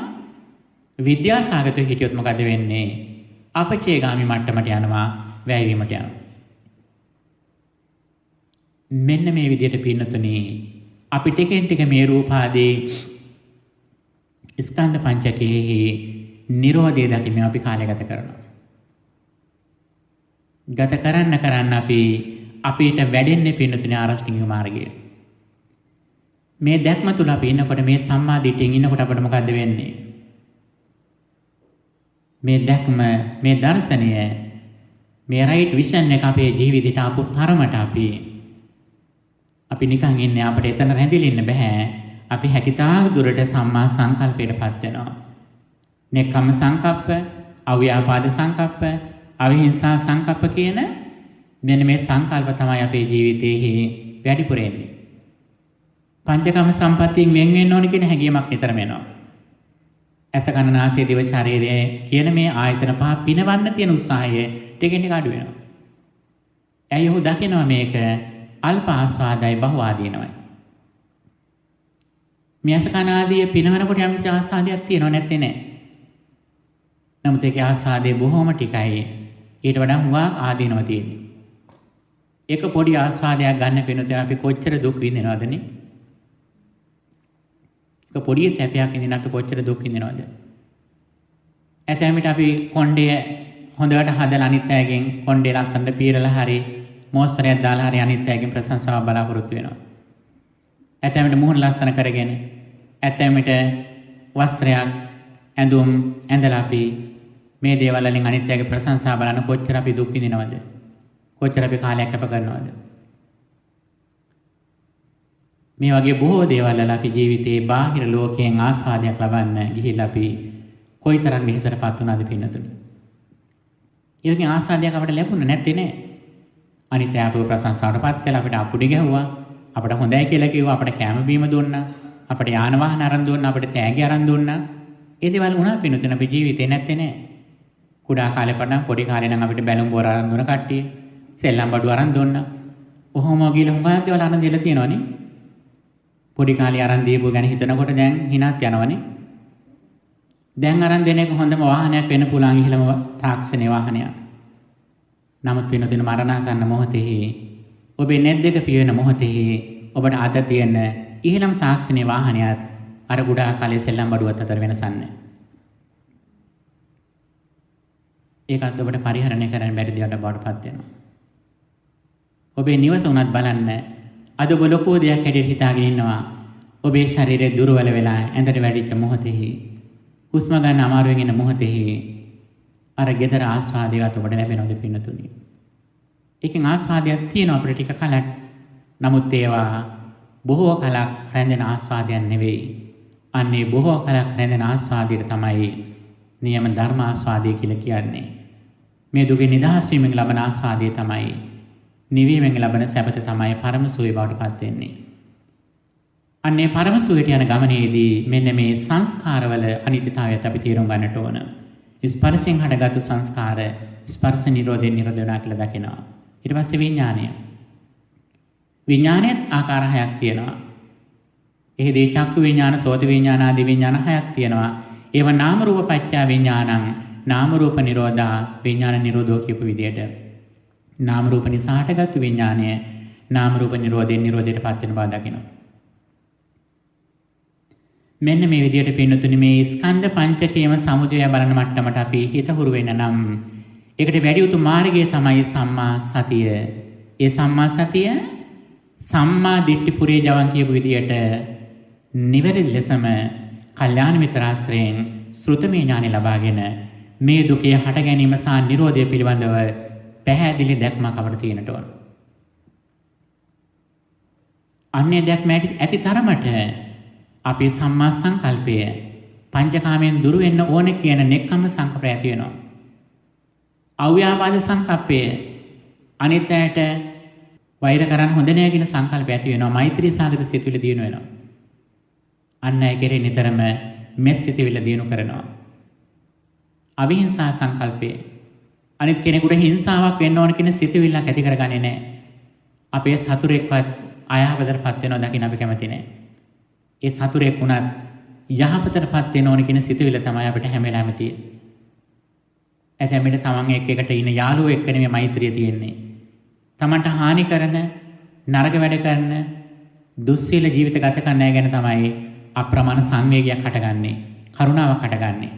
අනේ මෙයා ඉක්මනින්ම මේ වැරදි චර්යාවෙන් මිදලා යහපත් චර්යාවකට එන්න කියන කරුණාසාගත සිතුවිල්ලක් තමන්ගේ හිතේ නිතරම ඇති වෙනවා. මේක තමයි සම්මා සංකප්ප කියලා කියන්නේ. යහපත් සංකල්පනා කියලා කියන්නේ.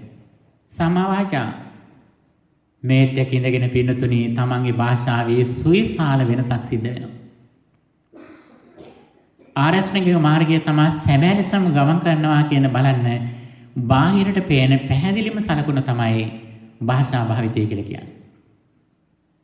ලැන්ග්වේජ් ෆිලොසොෆි කියලා එක බුදුදහමේ වෙනම සබ්ජෙක්ට් එකක්. මේක ඊටාම් කුළු සංකල්පයක්. මේ පිළිබඳව රිසර්ච් කරලා තියෙනවා. මේ පිළිබඳ වෙනම පොතපත ලියලා තියෙන බුදුදහම ගැන. පින්නතුනි භාෂාවේ ඉහළම ශික්ෂණය බුදුදහම තුළ විස්තර කරලා තියෙනවා. ඒ ශික්ෂණය තීරණය වන්නේ අපේ කොයිතරම් දුරට සම්මා දිට්ඨිය තියෙනවාද කියන කාරණේ මත. නිතරම තමා කතා කරන දේ Tamanටත් අනිත් අයටත් යහපත පිණිස හේතු වන දෙයක්. ඒ වගේම අඩුම වචන සංඛ්‍යාවකින් උපරිම යහපතක් වෙන විදියට එයා සම්පූර්ණව තමන්ගේ භාෂාව හසුරවනවා. මේක තමයි කෙනෙකුගේ තියෙන දක්ෂතාවය. ඕනෑම කෙනෙකුගේ දක්ෂතාවය බාහිරට ප්‍රකට වෙන ප්‍රධානතම සාධකය තමයි භාෂා භාවිතය කියලා කියන්නේ. කෙනෙකුට හොඳට සංවර ඇස් දෙක පියාගෙන එහෙම යන්න පුළුවන්. නමුත් ඒකෙන් නෙවෙයි කෙනෙක්ගේ සංවරය බලන්න. එයාගේ භාෂා භාවිතයෙන් ඊට වඩා ඉහළ දිනුවක් එයාගේ බලාපොරොත්තු වෙනවා දැක ගන්න පුළුවන්. ඊළඟට පින්නතුනේ සම්මා කම්මන්තය. එයා ප්‍රාණඝාතය, සොරකම, කාමවෘත හැසිරීම කියන මේ දේවල් වලින් හැකිතාක් වෙන් වෙනවා. ඔහුට දැම්මෙන කලින් මේව නොකර බෑ කරන්න මොන. නමුත් ඔහු සම්මා දිට්ඨියට බැසගත්තට පස්සේ ඔහුට මේ දේවල් කිරීම තමයි අපහසුව. මේ වරදක් ඔහුගේ ජීවිතෙන් සිදු වෙනවා නම් හරියට මාළුවෙක් ගොඩ දැම වගේ ඔහුට හරිම අපහසුතාවයක් ඒක. ඉක්මනින්ම ඔහු ඒ වගේ වෙන් වෙනවා. ඔහුගේ වචනයෙන් නරක වචනයක් පිට වෙනකොට ඔහුට හරිම සංවේගයි. ඉක්මනින් ඒක හදා ගන්නවා. වැරදි වචනයක් පිට වෙලා තියෙනම් කාට හරි සිතක් රිදුනා නම් ඔහු සමාව ගන්නවා. ඔහුට නැත්තම් මේ ධර්ම මාර්ගය ඉදිරියට යන අමාරුයි ඒක. ආර්ය උපවාදය කියන්නේ මේක. ඒ පුද්ගලයා මිය ගිහලා නම් ඒ පුද්ගලයා හිටපු පැත්තට වැඳලා හරි සමාව අරගෙන ඔහු ඒක නිවැරදි කරගන්න. ඒ තරම භාෂාවේ ශික්ෂණයක් හට ගන්නවා. සම්මා ආජීවය. ඔහු ජීවත් වෙන ක්‍රමය සම්පූර්ණයෙන්ම ධම්මිකේහි ධම්මලද්දෙහි කියපු විදිහට ඔහුගේ ප්‍රධාන නිර්ණායකය ධර්මානුකූල ජීවිතය. ඔහු දරුවෙක් හැදුවත්, රැකියාවක් කළත්, වෙනත් යුතුයකමක් කළත් ඒ හැම දෙයක්ම ඔහු දහමට අනුගතව කරන්නේ. සතර අගතියට නොගිහිල්ලා ඒ වගේම පංච දුස්චරිතයෙන් මිදලා ඔහු හැකිතාක් නිවැරදි විදියටයි ඔහු තමාගේ බඩවීත රැකගන්නේ. සම්මා ආජීව. සම්මා වායාමයේ නිතරම උත්සාහ කරන්නේ අකුසලෙන් මිදෙන්නත් කුසල දහම් දිනු කිරීමත් තමන්ගේ ජීවිතයේ ප්‍රධාන සාධක වටපත් කරගන්න. සම්මා සති. නිතරම සිහියෙන් ඉන්නේ ඔහු. තමන්ගේ ශරීරයට මේ මොහොතේ වෙන්නේ මොකද්ද? තමන්ගේ සිතේ ස්වභාවය මොකද්ද? මේ වෙලාවේ දැනෙන වේදනාවන්ගේ ස්වභාවය මොකද්ද? මේ වෙලාවේ තමන්ගේ සිතවිලි කොහොමද ක්‍රියාත්මක වන්නේ? කාය වේදනා චිත්ත ධම්ම කියන මේ හතර ගැන අඛණ්ඩව සිහිය තියාගන්නවා. එහෙම සිත තියාගන්න මොහොතේදී බාහිර කෙනෙකුට තමන්ව පාලනය කරන්න බෑ. බාහිර කෙනෙකුට පුළුවන් කමක් නැහැ තමන්ට දුකක් දෙන්න. යම් කිසි මොහොතක සම්මා සතියෙන් නික්මුණා නම් ඒ වෙලාවේ අනිත් කෙනාට පුළුවන් ඔබ හැන්ඩල් කරන්න. ඔබ පාලනය කරන්න. ඔබ අනිත් කෙනෙක්ගේ පාලනයට යටත් වෙන කැමති නැහැ. පාලනයට යටත් වෙන කැමති නැත්නම් පින්නතුනි බුදුදහමේ ඇදෙට නියම ස්වාධීනත්වය, නිදහස, විමුක්තිය කියලා කියන්නේ මේ සතර සතිපට්ඨාන තුළ වාසය කිරීම. සාමාන්‍ය ලෝකයේදී අපිට නිදහස තියෙයි කියලා අපි කියනවා නේද? අපිට ඕන විදියක රැකියාවක් කළා, යාන වාහනයක් පාවිච්චි කළා, ගෙවල් දොරවල් වල නිදහස අපිට ඉන්න පුළුවන් කියලා අපි හිතාගෙන ඉන්නවා. පින්නතුනි ඒක නියම නිදහස නෙවෙයි. බාහිර කෙනෙකුට අපිට දුකක් දෙන්න පුළුවන් නම්, අපේ සතුට හෝ දුක බාහිර කෙනෙකුට තීරණය කරන්න පුළුවන් නම් අපිට නිදහසක් කොහෙන්ද? අපේ දුක හෝ සැප තීරණය වෙන්නේ බාහිර කෙනෙක් මත නම්, වැඩි දෙයක් තියා අපේ ශරීරය මතවත් නම් අපිට කොහෙන්ද නිදහසක්? අපිට කොහෙද විමුක්තිය? අපිට කොහෙද සැනසීම? අපිට සැනසීම සැපවීම තියෙන්නේ මෙන්න මේ සතිපට්ඨානය තුල උපරිම ලෙස සිහිය සානවන දිනු කිරීම මතයි අපිට ස්වාධීනත්වයක්, නිදහසක්, විමුක්තියක්, සැනසීමක් ඇති වෙන්නේ. අන්නේ නිදහස භුක්ති විඳින්නයි බුදුරජාණන් වහන්සේ අපට ධර්ම දේශනා කළේ. අන්නේ විමුක්තියෙහි නිදහසේ පණිවිඩය සොයාගෙනයි අපි මේ බොහෝ දුරකතර ගෙවාගෙන මේ කාන්තාරයක් මැදින් වගේ ආපු ගමනේහි අපට හමු වෙච්ච මේ උතුම් ශේම භූමිය සම්බුදු සසුන කියලා කියන්නේ. අන්නේ නිදහසටපත් වෙන්න තියෙන ශේම භූමිය. අන්නේ ශේම භූමිය පින්නතුනි ගිලිහෙන්නට කලින් අපි මේකේ ප්‍රයෝජන ගන්නට ඕන. මෙතන අපට අහිමි වුණොත් ඊළඟට නැවතත් අපට කාන්තාරයට බැස ගන්න වෙනවා. ආයි බැසගත්තොත් කොතනින් කෙලවර වේද කියලා කියන්න බෑ.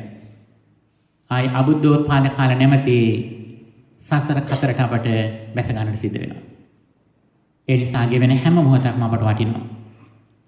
සම්බුද්ධ ශාසනයක් තුල මේ ගත කරන හැම හුස්ම පෙරක්ම අප ගන්න හෙලන හැම හුස්ම රැල්ලක්ම අපට හුඟක් වටිනවා පිණුතුනි. ඒක නිකන් හිතේට වටින්නේ නැහැ. ඒ හැම හුස්ම පෙදකටම අපි ධර්ම එකතු කරන්නට ඕන. සතිපට්ඨාන එක් කරන්නට ඕන. සති සම්පජාඤ්ඤයකට එකතු කරොත් තමයි ඒ අපි ගන්න හැම හුස්ම රැල්ලකටම වටිනාකමක් දුන්නා වෙන්නේ. ගංගකට වැටෙන ජලයේ නිකරුණේ මොහොතට ගලා යනවා වගේ මේ හුස්ම රැල්ල නිකන් වාතලට එක් වෙන දෙන්න එපා පින්නතුනි. හැම හුස්ම රැල්ලකටම සිහිය නුනෙක් කරන්න. ආනාපාන සතියට සම්බන්ධ කරගන්න මේක. අපට හුස්ම 10 කළ දීපු අපේ අම්මට කරන ලොකුම ගෞරවය මේක. මීට වඩා ලොකු ගෞරවයක් පින් අනුමෝදන් කිරීමක් නේ අපේ අම්මට. අපේ අම්මට කරන ලොකුම පුණ්‍ය අනුමෝදනාව තමයි ඒ අම්මාගෙන් අපට ලැබුණු ප්‍රධාන දායාදය මේ හුස්ම රැල්ල ආනාපාන සති භාවනාව බවට පත් කරගෙන ඒකට සිහිය සහ නුවණක් කිරීම. ඒක අපි අනිවාර්යෙන් කරන්නට ඕන. අන්න ඒ සම්මා සතියෙන් ඉන්න තරමට පිනතුනේ අපි සම්මා සමාධියටපත් වෙනවා. කාලයක් අපි සතිමත් බව දිනු කරනකොට එක කුසල අරමුණක බොහෝ වේලාවක් සිත තබා ගන්නට අපි දක්ෂ වෙනවා. සම්මා සතිය දිනු වෙනවා. සතියේ ප්‍රතිඵලයක් විදිහට සමාධිමත් බව වැඩි වෙනවා. ඒක ආනාපාන සතිය වෙන්න පුළුවන්, ධාතු මනසිකාරය වෙන්න පුළුවන්, ආහාරයේ පටිකුල සංඥා වෙන්න පුළුවන්. මේ ආදී කමඨහනක් ඔස්සේ ටිකෙන් ටික අපි එක කුසල අරමුණක සිත භාවිත කරන කාලය වැඩි කරනවා. සිත සමාධිමත් වෙනවා. සමාධිමත් වෙන්න තමන්ගේ කාමච්ඡන්දාදී නීවරණ අඩු වෙනවා. නීවරණ අඩු වෙන තමන්ගේ අභ්‍යන්තර ලොකු සතුටක් දිනු වෙනවා. අර නීවරණ වලින් තමන්ගේ සිතට ආපු වේදනාව, දැවිල්ල, සංතාපය ටිකෙන් ටික අඩු වෙනවා. කාමච්ඡන්දාදී මේ නීවරණ දුර වෙනකොට තමන්ගේ සිත කය සැහැල්ලු වෙලා ලොකු සහනයක්, නිවීමක් තමන්ට දැක ගන්න පුළුවන්. පංච නීවරණ දුර වෙනවනේ යම් අවස්ථාවක ඒ තැනැත්තා ලබන මානසික සුවය, ආධ්‍යාත්මික සහනය ගැන සඳහන් කරන්නේ මේ කාම ලෝකයේ තියෙන ඉහළම සුවය විදියට. මනුස්ස ලෝකයේ, දිව්‍ය ලෝක 6 මේ සියලුම තැන් වලට වඩා ඉහළ මානසික සුවයක් ලැබෙනවා. අවම වශයෙන් උපචාර සමාධි මට්ටමට හෝ හරි සිත එක්තැන් කරන්න අපි කියන්නේ ධානයට ආසන්න මොහොතට හරි එන්න අපි දක්ෂ වුණොත් ඒ ලබන මානසික සුවයේ අර කාම ලෝකේ ලබන සක්විත රජ සන්තානතුරට වඩා ඉහළ සුවයක් විදිහට සඳහන් වෙනවා. අන්න ඒ නීවරණ දුර වෙච්ච පමණට, සිත සමාධිමත් වෙච්ච පමණට පින්නතුනේ අපි මොකද කරන්නේ? අපි හැම වෙලාවෙම නාම රූප විඥාන, රූපාදී ස්කන්ධ පංචකය, ඇස ආදී ආයතන, චක්කු ධාතු ආදී ධාතු මේවා සමුදය ධම්මානුපස්සී විහෙරති, වය ධම්මානුපස්සී විහෙරති කියලා අපි දකිනවා. උද්‍යප්පේ ගාමිනී පඤ්ඤා කියපු විදිහට උදේවැය හට ගැනීම නිරෝධය දකිනවා. හැම මොහොතෙම හේතු ඇති කල්හි හට ගන්නවා. හේතු නිරෝධයෙන් නිරුද්ධ වෙන දේවල් කියලා දකිනවා. සිතට එන හැම අරමුණක්මත් මේ වගේ අනිත්‍යතාවට බලන්න මොකද්ද වෙන්නේ කාතකින් අපි බාහිර රූපයක් නිර්මාණය නොවන විදියට බාහිර භෞතික ලෝකයේ නිරුද්ධ වෙච්ච දෙයක් මේ මොහොතේ තියෙන කියලා අපි හොඳට ප්‍රත්‍යක්ෂ කරනවා. බාහිර ලෝකෙ නිදහස් වෙනවා. රූපේ නිදහස් වෙනවා. රූපයන්තෙන් නිදහස් වෙනවා. රූපයන්තෙන් විතරක් නෙවෙයි ආභ්‍යන්තර පැත්තෙන්, චිත්තචෛතසික පැත්තෙන් නාමයන්තෙන් නිදහස් වෙනවා. ඒ නාමයේ පැත්තත් හේතු නිසා හටගෙන මෙතනම නිරුද්ධ වෙනවා කියලා දකිනවා. ඒ තැනැත්තාර බාහිර රාග ද්වේෂ සහිත මේ කෙලෙස් බරිත ලෝකයේහි ඉඳගෙන ඒ තැනැත්තා පද්මෝපකාර ජීවිතයක් ගත කරනවා. පින්නතුනේ මෙන්න මෙතෙන්ට එන්නයි බුදුරජාණන් වහන්සේ අපට මඟ පෙන්වන්නේ. පද්මෝපකාර නෙළුම් මලක් වගේ ගත කරන්න මේ ධර්මයේ දේශනා කළේ. මඩ ගාගෙන ඉන්න නෙවෙයි පින්නතුනේ. මඩ සහිත ලෝකේ අපි ඉන්නේ. අපි මඩෙන් ඉපදිලා වතුරෙන් ඉහළට නික්මලා ඒ මඩේවත් වතුරේවත් නොගැවී ඉන්න සුවඳවත් පිවිතුරු ලස්සන මලක් වගේ අපි මේ කෙලෙස් බරිත සමාජය තුල ඉපදිලා ඒන් ඉහළට ඇවිල්ලා රාග ద్వේෂ මෝහ අඩු කරගෙන පද්මෝපකාර ජීවිතයක් ගත කරන්නයි බුදුරජාණන් වහන්සේ අපට ධර්ම දේශනා කළේ. ඒකාතකයෙන් රූපෙන් නිදහස් වෙනවා, අනිත් අතින් නාමයන්ෙන් නිදහස් වෙනවා. මේ සඳහා තියෙන සම්පූර්ණ වපසරියේ ෆීල්ඩ් එක වටා පිටාව තමයි සතිපට්ඨානය කියලා කියන්නේ. ඒ සතිපට්ඨානය තනි අංගයක් නෙවෙයි. ඒ සතිපට්ඨානය සම්මා දිට්ඨිය පෙරට කොට යන ආරෂ්ඨික මාර්ගයේහි අංගයක් වෙන්නට ඕන. ආරෂ්ඨික මාර්ගය තමයි උජුකෝ නාම සෝමග්ගෝ අභයා නාම සාදිසා කියලා දේශනා කළේ. මේක තමයි නිවනට යන ඍජු මාවත. මේක තමයි නිර්භය නිදහස් නිවහල් මාවත. අපි කරන හැම දෙයක්ම පින්නතුනි ආර්ය අෂ්ටාංගික මාර්ගයේ අංගයක් වෙන්නට ඕන. අප ඇත්තටම දහමට බැසගත්තා කියලා කියන සලකුණ තමයි මේක. ඔබ දවසට කුමන කාරණයක් කළත් ඔබට වැටහෙන්න ඕන ඔබ ආර්ය අෂ්ටාංගික මාර්ගයේ කොයි අංගෙද ඉන්නේ කියලා. ඔබ වචනය සංවරව පාවිච්චි කරනවා නම් ඔබ දැන් දැනගන්න ඕන මම දැන් සම්මා වාචාවේ ඉන්නේ. ඔබ වැරදින් මිදෙන උත්සාහයක් තියෙනවා නම් මම දැන් සම්මා වායාමයේ. මම දැන් මගේ කය සිත ගැන සිහියෙන් ඉන්නේ මගේ දැන් සම්මා සතිය. මම දැන් මෛත්‍රී වඩමින් ඉන්නේ සම්මා සංකල්පය. මම දැන් චතුරාර්ය සත්‍යය හොඳට දකිනවා සම්මා දිට්ඨිය. මම දැන් ප්‍රාණඝාතය කරන්නේ නැහැ, සොරකම් කරන්නේ නැහැ, කමරුදා හැසිරීම මම පොඩකටවත් කරන්නේ නැහැ. මේව දකින්නවත් එක්කම තමන් දන්නවා දැන් මේ සම්මා කම්මන් තියෙන්නේ. තමන් ධාර්මික උපයන රකියාවලින් වැරදි විදියට සුළු මුදලක්වත් ඔබ උපයන්නේ නැහැ. ඒ හැමදේම මිදෙනවා. ඔබ සම්මා ආජීවයෙන් ඔබේ ජීවිතය ලස්සන වෙනවා. මේවා තමයි පින්නතින අපට සැබෑ ඩෙකරේෂන්ස්. මේවා තමයි අපේ ජීවිතේ ලස්සන කරන. අපේ ගෙදරක් ලස්සන කරන්න විදුලි බුබුලු දානවා වගේ. ගෙදරක් ලස්සන කරන්න ලෑන්ඩ්ස්කේපින් කරනවා වගේ. ලස්සන විල්, වතුර, ජලාශ, මල්ගස්, ගල් ලස්සනට තියලා තියෙනවා වගේ. ඒව ඔක්කොම ලස්සන දින ඔබ ගෙදර ඉන්නකම් විතරයි. ඔබ පාරට බැස්සට පස්සේ ඒ ලස්සන මොනවත් නැහැ. ඒව ගෙදර තියෙන්නේ. ඔබ පාරේ. නමුත් පින්නතුනේ මේ ආර්ෂ්ණික මාර්ගයෙන්ම තියුමේ අංග වලින් ජීවිතය හැඩ කරගත්තොත් ජීවිතය ලස්සන කරගත්තොත් අපි යන හැම තැනක්ම මල් විලක අපි යනවා වගේ. සම්මා දිට්ඨිය ඉඳගෙන සම්මා වාචා කතා කරමින් සම්මා වායාම ඉඳමින් සම්මා සතියෙන් ඉඳමින් මේ හැම අංගයක්ම තමන්ගේ ජීවිතේ වටා හරියට ආරක්ෂකයන් පෙළක් වගේ ඔබේ ජීවිතය ලස්සන කරනවා. ඒ හැමදේම මොකද්ද වෙන්නේ? ඔබට ජීවිතේ වටිනාකමක් ලැබෙනවා. ඔබ කරන වැඩේට වටිනාකමක් ලැබෙනවා. ඔබ පාවිච්චි කරන භාණ්ඩයට වටිනාකමක් ලැබෙනවා. ඔබ එන්නෙම පිවිතුරු ජීවිතයක් ගත කරන පුද්ගලයෙක් බවට පත් වෙනවා. ඔබේ ජීවිතය ලස්සන වෙනවා. ඔබ හොඳට පිරිසිදුව පිළිවෙලට නැත්තම් අපි කියන ඩීසන් පිටි ඉන්නවා කියලා. මෙන්න ඩීසන් පිටි ඉන්න ක්‍රමය. වෙන ක්‍රම නැහැ. ව්‍යායාම කරයි කියලා ලස්සන ඇඳුම් ඇඳ කියලා කොණ්ඩ මොහොතට දැම්මයි කියලා ඩීසන් පිටි හිටිය වෙන්නේ නැහැ. හිතේ කෙලස් නම් තියෙන්නේ.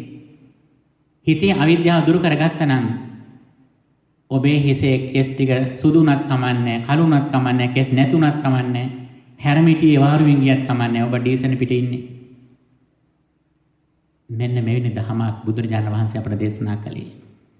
අන්න එවැනි පුද්ගලයා අවිද්‍යා සාගතව මේ රූප වේදනා සංඥා සංඛාර විඥාන කියන මේ ස්කන්ධ පංචකය න අභිනන්දති. ඔහු ඒ ගැන සතුටු වෙන්නේ නැහැ. න අභිවදති. අවිද්‍යා සාගත යමක් ගැන ගුණ කතන කරන්නේ. න අජ්ජෝසාය තිට්ඨති. ඔහු අවිද්‍යා සාගතව කිසිදු රූපාදී ස්කන්ධයක් කෙරෙහි බැසගන්නේ නැහැ හිත.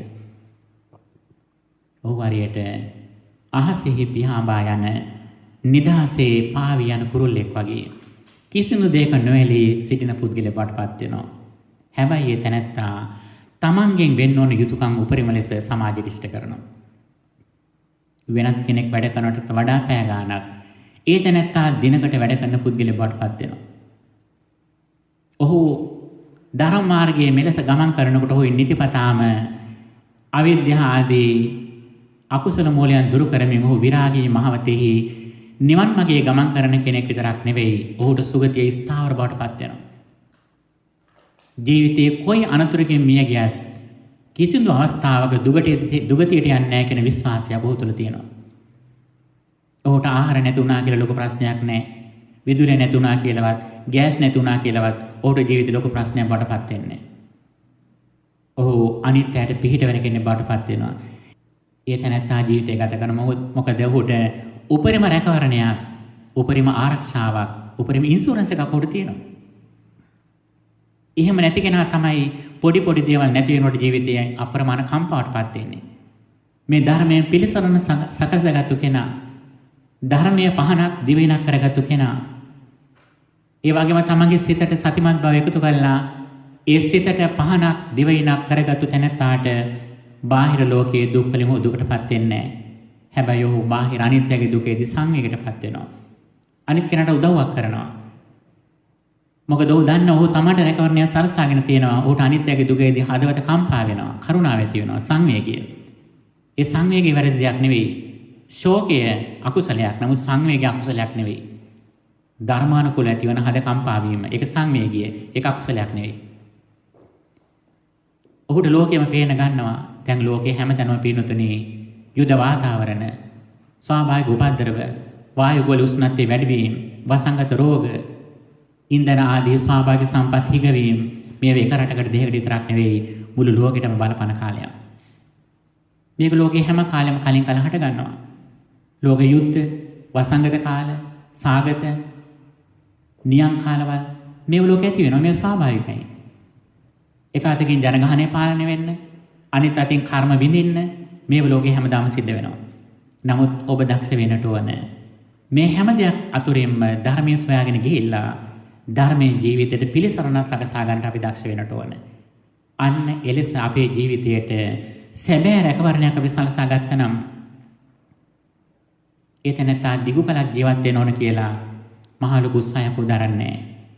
ඇයි යෝචේ වස්ස සතං ජීවේ අපසෝ ධම්ම මුත්තමං ඒකහං ජීවිතං සෙය්‍යෝ පස්සතෝ ධම්ම මුත්තමං කියපු විදියට දහම නොදක වසර 100ක් ජීවත් වෙනට වඩා හුට මේ හේතුඵල ධම දකිමින් ස්කන්ධ ධාතු ආයතන ආදීෙහි සමුදය දකිමින් ඔහුට ජීවත් වෙන එක දවස වටිනා ජීවිතයක් බවටපත් වෙනවා.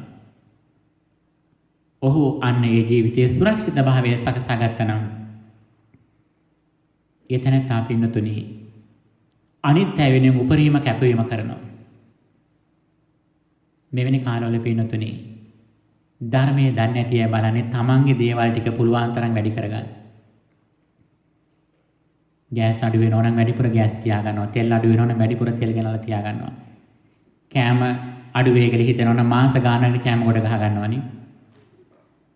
නමුත් පින්නතුනි ධර්මයේ දන්න කෙනා කොහොමද? යාට හොඳම අවස්ථාව මේ වෙලාවේ පින්කම් කරගන්න අවස්ථාව. ඒ දැනත්තා ළඟම ඉන්න අයට උපස්ථාන කරනවා. වැඩිහිටියට සලකනවා, අසරණයට පිහිට වෙනවා. ලෙඩ දුක්කට පත්යට උදව් කරනවා. මේ වෙලාවේ කරන කුසල තමයි ප්‍රබලම කුසල බවට පත් වෙන පිණුතේ. අපේ බෝධිසත්ව ලක්ෂණ ඉස්මතු වෙන අවස්ථාව මේක. අපි ඇත්තටම ධර්මයෙන් ප්‍රතිඵල අරගෙන නැද්ද කියලා අපට බලන්න තියෙන අවස්ථාව මේක. අපි අනිත්‍ය කඩා බිඳාගෙන ගිහිල්ලා අපේ දරුවා මුණුපුරා මිනිබිරිය දිනු කරන්න උත්සාහ කරන්නේ. අපට කොහෙද දහමක් පින්නතුනි?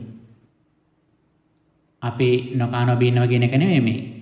අපිටත් යම් කිසි දෙයක් තියාගෙන නැත්තම් ඒ දේ කැප කළා හරි මේ වෙලාවේ පින්නතුනි ලෝකේ සම්පත් අඩු වෙන කාලයක් මේක.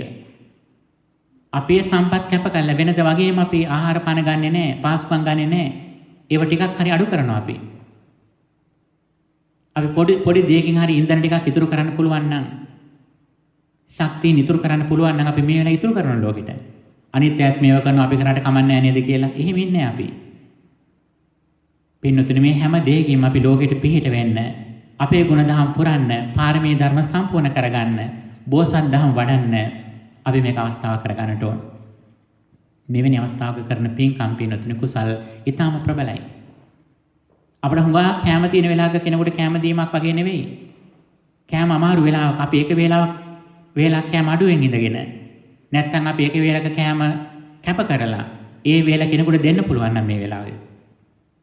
ඒක තමයි සැබෑ ධර්ම කියලා කියන්නේ. අන්නේ ධර්ම වෙනුවෙන් පිළිදෙන අපි කැප වෙන්නට ඕන. මේ ලෝකෝත්තර ධර්ම කියලා කියන්නේ අපි දැන් පටිච්චසමුප්පාද තේරුම් අරගෙන අපි සතිපට්ඨානෙ වඩන්නේ කියලා සම්පාටි ඔක්කොම ගොඩ ගහගෙන අපි ඒක එක තැනකට වෙලින් ඕනම් පින්නතුනි. අපි නියම සත්පුරුෂ වෙන්නේ නැහැ. අපි ඒ දේ යම්කිසි මට්ටමකින් පාවිච්චි කරන ගමන් අපි ඊට වඩා මේ ධහමින් ප්‍රයෝජන ගන්න ගමන් අපේ මේ සම්පත් පරිහරණයත් යම්කිසි මට්ටමකට අනිත් වෙනුවෙන් අපිට කැප කරන්න පුළුවන් හැකියාවක් අපිට තියෙනට ඕන. ඉතින් මේ ගුණ දහම් අපේ ජීවිත තුළ වර්ධනය වීම තමයි අපි සැබෑ ලෙසම දහම් මාගේ ගමන් කරනවා කියන සලකුණ විදියට සඳහන් කරන්න පුළුවන්. ඉතින් අද අප මේ සාකච්ඡා කළේ සංයුත්ත නිකායේ කන්ද සංයුත්තේන අභිනන්ද සූත්‍රයේ සතුටු වීම පිළිබඳව තියෙන සූත්‍රය. යම් කෙනෙක් රූපය ගැන සතුටු වෙනවා නම් ඔහු දුක ගැන සතුටු වෙන්නේ. රූපයකට කෙනෙක් සතුටු වෙනවා නම් එයා සතුටු වෙන්නේ මොකද්ද? එයා දුකට ඒ රූපය තුල හිත බැසගෙන ඒ රූපයේ මහලු වීම, ලෙඩ වීම, මරණ ආදී මේ දුක් ටිකයි ඔහු වැළඳගෙන මේ ඉන්නේ. නමුත් ඔහු කියන මම රූපයට ආසයි කියලා. නිරුද්ධ වෙච්ච රූපය ඇති දෙයක් හැටියට අවිද්‍යාවෙන් ගන්නවා කියන්නේ ඒ රූපයත් එක්ක තියෙන සියලු දුක්ඛම් කඩලු ටික අපි බාරගත්ත වෙනවා. හැබැයි මේකෙන් කියන්නේ අපේ යුතුයකම් වගකීම් ටික කරන්න නැහැ කියන එක නෙමෙයි කියන්නේ. ඒව කරන ගමන් අපි දුක ස්පර්ශක නොකරන විදියෙහි මනසක් හදාගන්න ක්‍රමයයි බුදුරජාණන් වහන්සේ අපට මේ දේශනා කරන්නේ. ඉතින් අන්න ඒ මාර්ගෝසිය අපි ගියොතින් අවිද්‍යාව සාගතව දෙයක් ගැන අපි සතුටු වෙන්නේ නැහැ, ಗುಣ කතන කරන්නේ නැහැ, හිත බැස ගන්නෑ. හැබැයි අවිද්‍යාව දුරු වෙන මාර්ගයක ඉඳගෙන සතිපට්ඨානය තුල ඉඳගෙන සිහියෙන් සහ නුවණින් අපට කෙනෙක් ගැන ಗುಣ කතනයක් කරන්න පුළුවන්. දෙයක් ගැන සතුටු වෙන්න පුළුවන්. ඒක අපිට කරන්න පුළුවන්. බුදුරජාණන් වහන්සේ, රහතන් වහන්සේලා, මගපල්ලාභී උතුමන් අනිත්‍ය ගැන ගුණ කතන කරලා තියෙනවා. වර්ණනා කරලා තියෙනවා. පුද්ගලයන් ගැන විතරක් නෙවෙයි. ගහකොළ, ගංගා, ඇලදොල ආදී ගැනත්, කුරුල්ලන්ගේ නාදය ආදී ගැනත් රහතන් වහන්සේලා වර්ණනා කරලා තියෙනවා. සතුටු වෙලා තියෙනවා. හැබැයි ඒ අවිද්‍යාව සාගතව නෙවෙයි. නිරුද්ධ වෙච්ච රූපය ඇති දෙයක් හැටියට අරගෙන නෙවෙයි. නිරුද්ධ වෙච්ච රූපේ නිරෝධය දැකලා නාමයේ රූපයන්තේ නිදහස් වෙලා ඒ වගේම නාමයේ අන්ත්‍ය පැත්තේ සමුදයය දකිමින් තමයි උන්වහන්සේලා මේ ප්‍රීති වාක්‍ය ගුණකතන සෞන්දර්ය වර්ණනා ස්වභාව සෞන්දර්ය ආදී ගැන කරුණු ප්‍රකාශ කරලා තියෙනවා. ඉතින් අපිට එහෙමත් කරන්න පුළුවන්.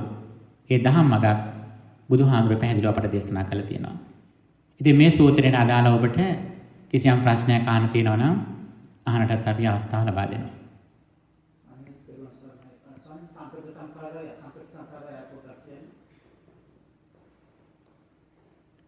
සංකත සංඛාරය අසංගත සංඛාරය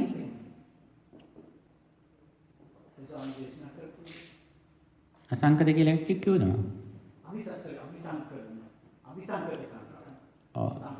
සංකත සංඛාර කියන්නේ හේතුඵල වලින් හටගන්න සියලුම දේවල්. ඒක සජීවී වෙන්න පුළුවන්, අජීවී වෙන්න පුළුවන්, භෞතික වෙන්න පුළුවන්, මානසික වෙන්න පුළුවන් ඕනම දෙයක්. ඒ හැම දෙයකටම කියන්නේ සබ්බේ සංඛාරා අනිච්චා කියන විග්‍රහය යටතේහි හේතු වලින් හටගත්තොතින් ඒ කියන්නේ උප්පාදෝ පඤ්ඤායති වයෝ පඤ්ඤායති තිතස්ස අඤ්ඤතත්තම් පඤ්ඤායති කියන නිර්ණායක යටතේහි හේතු වලින් හටගත්තු හේතු නිරෝධයෙන් නිරෝධ වන භෞතික අභෞතික කායික මානසික සියලුම දේවල්ට කියනවා සංකත සංඛාර කියලා. කියන්නේ සබ්බේ සංඛාර අනිච්චා කියන විග්‍රහය. ඊළඟට අபிසංකත සංඛාර. අபிසංකත සංඛාර කියන්නේ ත්‍රයි භූමිය අනුව යන කර්මයෙන් නිර්මාණය කළ දෙන රූපී අරූපී දේවල් වලට කියන්නේ. නැත්තම් විපාක විදියට අපට ලැබිච්ච කාම ලෝකේ, රූප ලෝකේ, අරූප ලෝකේ කර්ම විඳින්නට ලැබිච්ච රූපී අරූපී දේවල්ට කියනවා අபிසංකත සංඛාර කියලා. කාම, රූප, අරූප කියන මේ තුන් ලෝකයේහි කර්ම විපාක විඳින්නට ලැබිලා තියෙන රූපී අරූපී දේවල්ට කියනවා නැත්නම් විපාක වලට කියනවා අபிසංකත සංඛාර කියලා. ඊට අபிසංකරණ සංඛාර කියනවා. ඒ කියන්නේ අලුතෙන් නිර්මාණය කරන සංඛාර. නැත්නම් අර විපාක මට්ටමේ ස්කන්ධ පංචකය හටගෙන නිරුද්ධ වුණාට පස්සේ අඥානචර්යාව විදියට අලුතෙන් නිර්මාණය කරන කර්ම. නැත්නම් අවිද්‍යාපච්චය සංඛාරා විග්‍රහයේ තියෙන පුඤ්ඤාවි සංඛාර, අපුඤ්ඤාවි සංඛාර, ආනෙන්ජාවි සංඛාර වලට කියන පොදු නම තමයි අபிසංකරණ සංඛාර. නැවත මේ සංසාර චක්‍රයේ ගමන් කිරීමට හේතු වන සිටිවිලි. ඊළඟ ප්‍රයෝගාවි සංඛාර. කායික වාචික ක්‍රියා. කියන සංසාර චක්‍රය යන්නටම නෙවෙයි, ඒව සාමාන්‍ය හුදු ක්‍රියාවාචික දෙයක් විතරක් වෙන්නත් පුළුවන්. නැත්තම් ක්‍රියාසිත මට්ටමේ තත්වයක් වෙන්නත් පුළුවන්. නැත්තම් අර කර්ම චක්‍රයෙන් සංසාර චක්‍රයෙන් බැහැර කරන ක්‍රියාවලියක් වෙන්නත් පුළුවන්. එවැනි ඒවාට කියනවා ප්‍රයෝගාමී සංඛාර කියලා. එතකොට සංඛාර කියන එක බුදුදහමෙහි සංකීර්ණ වචනයක්. අපි දැනගන්න දක්ෂ වෙන්නට ඕන වචනයක් විග්‍රහ කරනකොට දැන් නාම රූප ගත්තත්, විඥාන කියන පදය ගත්තත්, සංඛාර කියන පදය ගත්තත්, ඒ වචනයේ එක අකුරු වුණාට ඒව තැන් තැන් වල තියෙන්නේ. එතකොට අපි දැනගන්න ඕන දැන් සංඛාර කිව්වට පස්සේ දැන් සංඛාර කියන්නේ මොකක්ද කියලා ඔබෙන් ඇහුවා. ඔබ මගෙන් ඇහුවොතින් මට නැවත ඔබගෙන් පටිපුච්ඡා විදියට නැවත ප්‍රතිප්‍රශ්නයක් අහන්න වෙනවා. ඔබ මේ සංඛාර කියලා කියන්නේ අර විපාක මට්ටමේ තියෙන ස්කන්ධ පංචකයේ සංඛාරද? නැත්නම් සබ්බේ සංඛාරා කියන මට්ටමේ සංඛාරද බහන්නේ? නැත්නම් අවිජ්ජාපච්චය සංඛාරා කියන එකේ පුඤ්ඤාවි සංඛාර, අපුඤ්ඤාවි සංඛාර, ආනෙන්ජාවි සංඛාරය ගැනද බහන්නේ? නැත්නම් පයෝගාවි සංඛාරද බහන්නේ කියලා අහලා තමයි ඒ තැනට අනුව තමයි උත්තරේ දෙන්න පුළුවන්කම තියෙන්නේ. සමහර ප්‍රශ්න වලට ඒකාංශික උත්තර දෙන්න බෑ. විඥානය ගත්තත් එහෙමයි. විඥානය ගත්තොතින් නාම රූප පත්‍ය විඥානං කියන තැනද ඔබ කියන්නේ? නැත්නම් විඥානය කියන අර විපාක මට්ටමේ විඥානයද ඔබ අහන්නේ? පගති පරිසුද්ධ මිදං විඥානං කියන විඥානය දහන්නේ? නැත්නම් ඔබ චක්කු විඥාන, සෝත විඥාන ආදී විඥාන වලින් එකක් දහන්නේ? නැත්නම් විපාක මනෝ විඥානයේද? නැත්නම් විපාක මනෝ විඥාන ධාතුවද මේ අහන්නේ? එතකොට විඥානය කියන එක එකක තැන්වල ස්ථානගත වෙලා තියෙනවා. ඒතර අන්නේ තැනට අනුව තමයි අපිට විග්‍රහ කරන්න තියෙන්නේ. ඉතින් මේ වචන හුඟක් තිබ්බට ඒවට බය වෙන්න එපා. අවසාන වශයෙන් ගත්තොත් අපිට කරන් තියෙන මොකද්ද?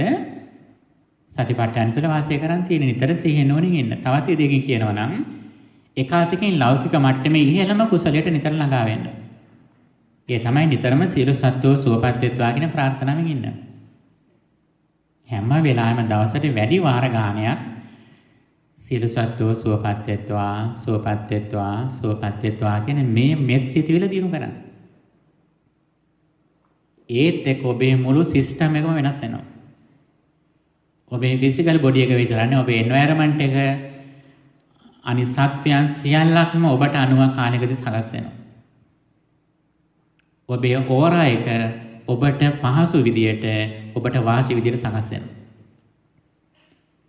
මෙත්තා සාගත මනෝ කර්ම විතරක් නෙවෙයි, ඔබ තවත් ඉදිරියට යන්න ඕන මෙත්තා සාගත වචී කර්මය, මෙත්තා සාගත කාය කර්මය දක්වා මේක විනිවිද යන්නට ඕන. දිවෙන්නට ඕන. ඒ විතරක් නෙවෙයි, මේත් එක්ක ඉඳීමත් එක්කම ඔබටම කාලයක් ඇද ඔබගේ අකුසල වේගින් යටපත් වෙන ආකාරයත්, කුසලයේ දිනන ආකාරයත්, ඔබ බලාපොරොත්තු වන දැහැමි බලාපොරොත්තු ප්‍රාර්ථනා ඉෂ්ට වෙන ආකාරයත්, ඔබේ ජීවිතයේ ඔබ කරන්න යන මෝඩ වැඩ ඉබේම වැළගෙන ආකාරයත් ඔබට පේනවා. එතැමිට අපි හිතලා කරන්න යන මෝඩ වැඩ, අදුරදර්ශී වැඩ මේ කර්ම චක්‍රේ නිසා, මොහොත කර්ම නිසාම කොහොම හරි එකකින් බාධා කරන ඔබට දිගට යන්න දෙන්නේ නැහැ. ඔබ ඇතැමිට දුක් වෙනවා නේ මට ඒක කරන්න බැරි වුණා කියලානේ. බය වෙන්න එපා. ඒ වෙලා තියෙන ඔබේම හොඳට වෙලා තියෙන්නේ. සමහර දේවල් ඔබේ වැඩ කටයුතු බාධා වෙන මේ ධර්ම මාර්ගයේ ඉන්නකොට ඒ වෙන්නේම හොඳට වෙන්නේ. මොකද ඒක කරන්න කියන ඊට වඩා ඩැමේජ් එකක් වෙන්නේ ඔබට. ඒ වෙන හානියෙන් ඔබ වළක්වන්න කර්ම චක්‍රෙම ඔබට හොඳ පැත්තට හරවන. සමහර පුද්ගලයෝ ගෙන් වෙන් වෙනවා, සමහර පුද්ගලයෝ ඇතැම්ට අමනාප වෙනවා, අලුත් පුද්ගලයෝ මුණ ගැහෙනවා, ඉන්න ස්ථාන වලින් ඇතැම්ට වෙන් වෙනවා, ඉන්න රැකියාව වලින් අයින් වෙලා වෙන රැකියාවලට යන්න වෙනවා, ඇතැම්ට ඉහළ රැකියාව වලින් පල්ලෙහා රැකියාවලට එන්න වෙනවා. එහෙම ඇවිල්ලා ඊට පස්සේ ඊළඟට පල්ලෙහා රැකියාවෙන් හිටිය රැකියාවටත් වඩා ඉහළ රැකියාවට ආය යනවා ඊළඟ පීරියඩේ. එහෙම වෙනවා මේවා. මේ ඔක්කොම වෙන්නේ මේ කර්ම චක්‍රය ඔබට පහසු විදිහට සියල්ලක්ම කාලයකදී සකස් වෙනවා. කාලයකදී ඔබට පේනවා ඔබ අඛණ්ඩව මේක කරොත් ඔබ යම් කිසි ශනිකව වැඩක් කරනකොටත් ඇතැම්ට මාස ගාණක් අවුරුදු ගාණක් ප්ලෑන් කළා වගේ ඔබට හිතා ගන්න බැරි විදිහට මේ කටයුතු සාර්ථක වෙනවා. මේක පුද්ගලික කරන දෙයක් නෙවෙයි. මේක හේතු සකස් වීම. මේක තමයි කර්ම චක්‍රය කියලා කියන්නේ.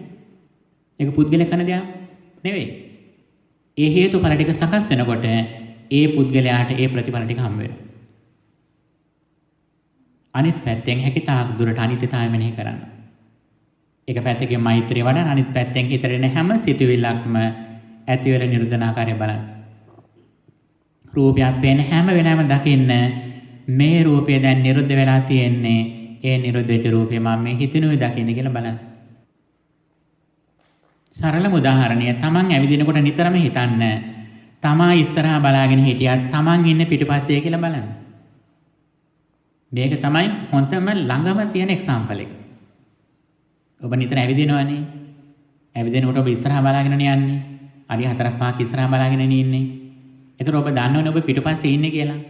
නමුත් ඔබ 80න් යනකොට ඔබ නිතරම ඉස්සරහා ඉන්නවා කියලා වේගෙන් යන්නේ. නමුත් ඔබ පොඩ්ඩක් හරි 100න් ඉන්න මම දැන් ඉන්නේ පිටිපස්සේ කියලා හිතන්න. මං ඉස්සරහා බලන් හිටියට ඉන්නේ පිටිපස්සේ කියලා හිතන්න. එතකොටම හිතන්න මට මේ පේන රූපයක් දැන් පේන රූපේ නෙවෙයි මීට මොහොතකට කලින් නිරුද්ධ වෙච්ච රූපය දැන් මේ මනසින් මං තේරුම් ගන්න කියලා හිතන්න. මේ වෙලාවේ රූපය සම්පූර්ණ නිරුද්ධ වෙලා කියලා දකින්න. දකින වේගෙන් ඔබේ කෙලෙස් දුර වෙන ආකාරය ඔබට දැක ගන්න පුළුවන්. ධර්මයේ සාන්දෘෂ්ටික බව පේන්න ඔබ වේගෙන් ධර්මය කරා යනවා. අද අපට වෙලා තියෙන්නේ මේ ධර්මයේ සාන්දෘෂ්ටික ඵලය අපට නොපෙනෙන ගතිය එකයි. අපි මෙච්චර අලහැරීමත් වෙලා ඉන්නේ මෙච්චර කම්මැලි. දහම දැකත් වෙන ඊටාම බාල වැඩ කරන්නේ අපි. ඊටාම බාල වචන කතා කරන්නේ. ඇත්තටම පිනතුනි මේ සද්ධර්මයේ තියෙන සාන්දෘෂ්ටික බව අකාලික බව අපට නොපෙනෙන නිසා. මේ ධර්මයේ සාන්දෘෂ්ටික බව පේන්න අපට පුදුම විදිහේ අභ්‍යන්තර උද්වේගයක් හට ගන්න උනන්දුවක් අභිප්‍රේරණයක් ඉන මොටිවේෂන් එකක් ඇති වෙනවා. අනේ මං ඉක්මනටම මේ ධර්ම ප්‍රැක්ටිස් එකේ ඉන්න ඕන කියලා. තමන්ගේ සතුට තමන් විසින්ම නිර්මාණය කර ගන්නවා. බාහිරින් සතුට හොයාගෙන යන්නේ නැහැ. අනිත්‍ය ප්‍රශංසා කරනකන් ඉන්නේ නැහැ. ඔබ හැමදේම කරන්නේ ඔබේ යුතුයකමක් විදියට අනිත්‍යයට කරන යහපතක් විදියට විතරයි කරන්නේ.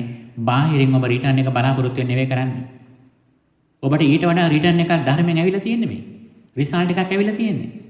ඒක ඇවිල්ලා තිබෙන්නේ අනිත් පොඩි දේවල් පස්සේ ඔබ යන්නේ නැහැ. ඊට වඩා විශාල ප්‍රතිලාභයක් ධර්මයෙන් ලැබෙද්දී රාජ්‍ය භෝජනයක් ලැබෙද්දී හිඟන්නේකට ලැබෙන ආහාරයකට ඇයි අපි ලෝභ කරන්නේ? මේ මහා රජ භෝජනයක් සක්විති රජ භෝජනයක් ලැබිලා මේ තියෙන අපට. සද්ධර්මය කියලා කියන්නේ. ඒ ධහම ලැබිලා තිබෙද්දී අර පොඩි දෙයකට අපි ආසා කරනවා නම් අර දුගී යාචකයෙකුගේ දෙයකට අපි ආසා කරන වගේ දෙයක් අපි එහෙම කරන්න අවශ්‍ය නැහැ බිනතුනි. ඊට වඩා වටිනා දෙයක් මේ සම්මා සම්බුදුරජාණන් වහන්සේ කෙනෙක් කල්පාන්තර ගානක් පෙරම් පුරල් ලබා දීපු මේ උතුම් සද්ධර්මයක් අපට ලබා දීලා තියෙන්නේ.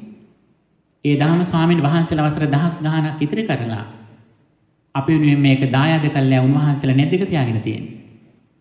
වර්තමානයේ හැටියට අපට ලොකු වගකීමක් තියෙනවා. මේ ධම්ම මනමින් තේරුම් ගන්නත් ඒ ධම්ම උපරිම ලෙස අපේ ජීවිතයට ප්‍රායෝගික කිරීමත් මේ ධම්ම මත පරපුර වෙනුවෙන් දායාද කිරීමත් අපේ ජීවිතයේ ප්‍රධාන කාර්යභාරය බවට අපි පත් කර ගන්නට ඕන. ඉතින් ඒ සඳහා ඔබට ශක්තිය, ධෛර්යය, වාසනාව, නිරෝගී භාවය ලැබේවා කියලා අපි ප්‍රාර්ථනා කරනවා. අපිට මීට වඩා කාලය නැහැ. ඊළඟ ස්වාමීන් වහන්සේ වැඩම කරනවා. උන්වහන්සේට අපි කාලය ලබා දිය යුතුයි.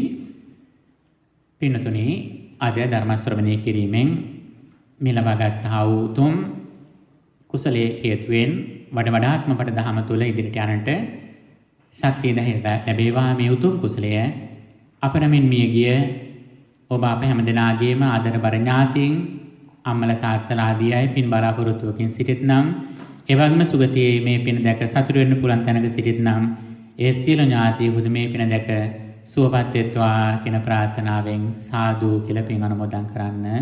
සාදු සාදු සාදු. මේ සියලු කුසල බලයෙන් සම්මදෘෂ්ටික දෙවියන්ොත් මේ පින් අනුමෝදන්ව ඔබ අප හැම දෙනාමත් සම්බුද්ධ ශාසනයත් බොහෝ කලක් රැක දෙත්වා කියන පැතුමෙන් අපි දෙවියන්ටත් පුණ්‍ය ආනුමෝදනා කරමු. ආකාසට්ඨා ච බුම්මට්ඨා දේවා නාග මහිද්దికා පුඤ්ඤන්තං අනුමෝදිත්වා චිරං රක්ඛන්තු ශාසනං.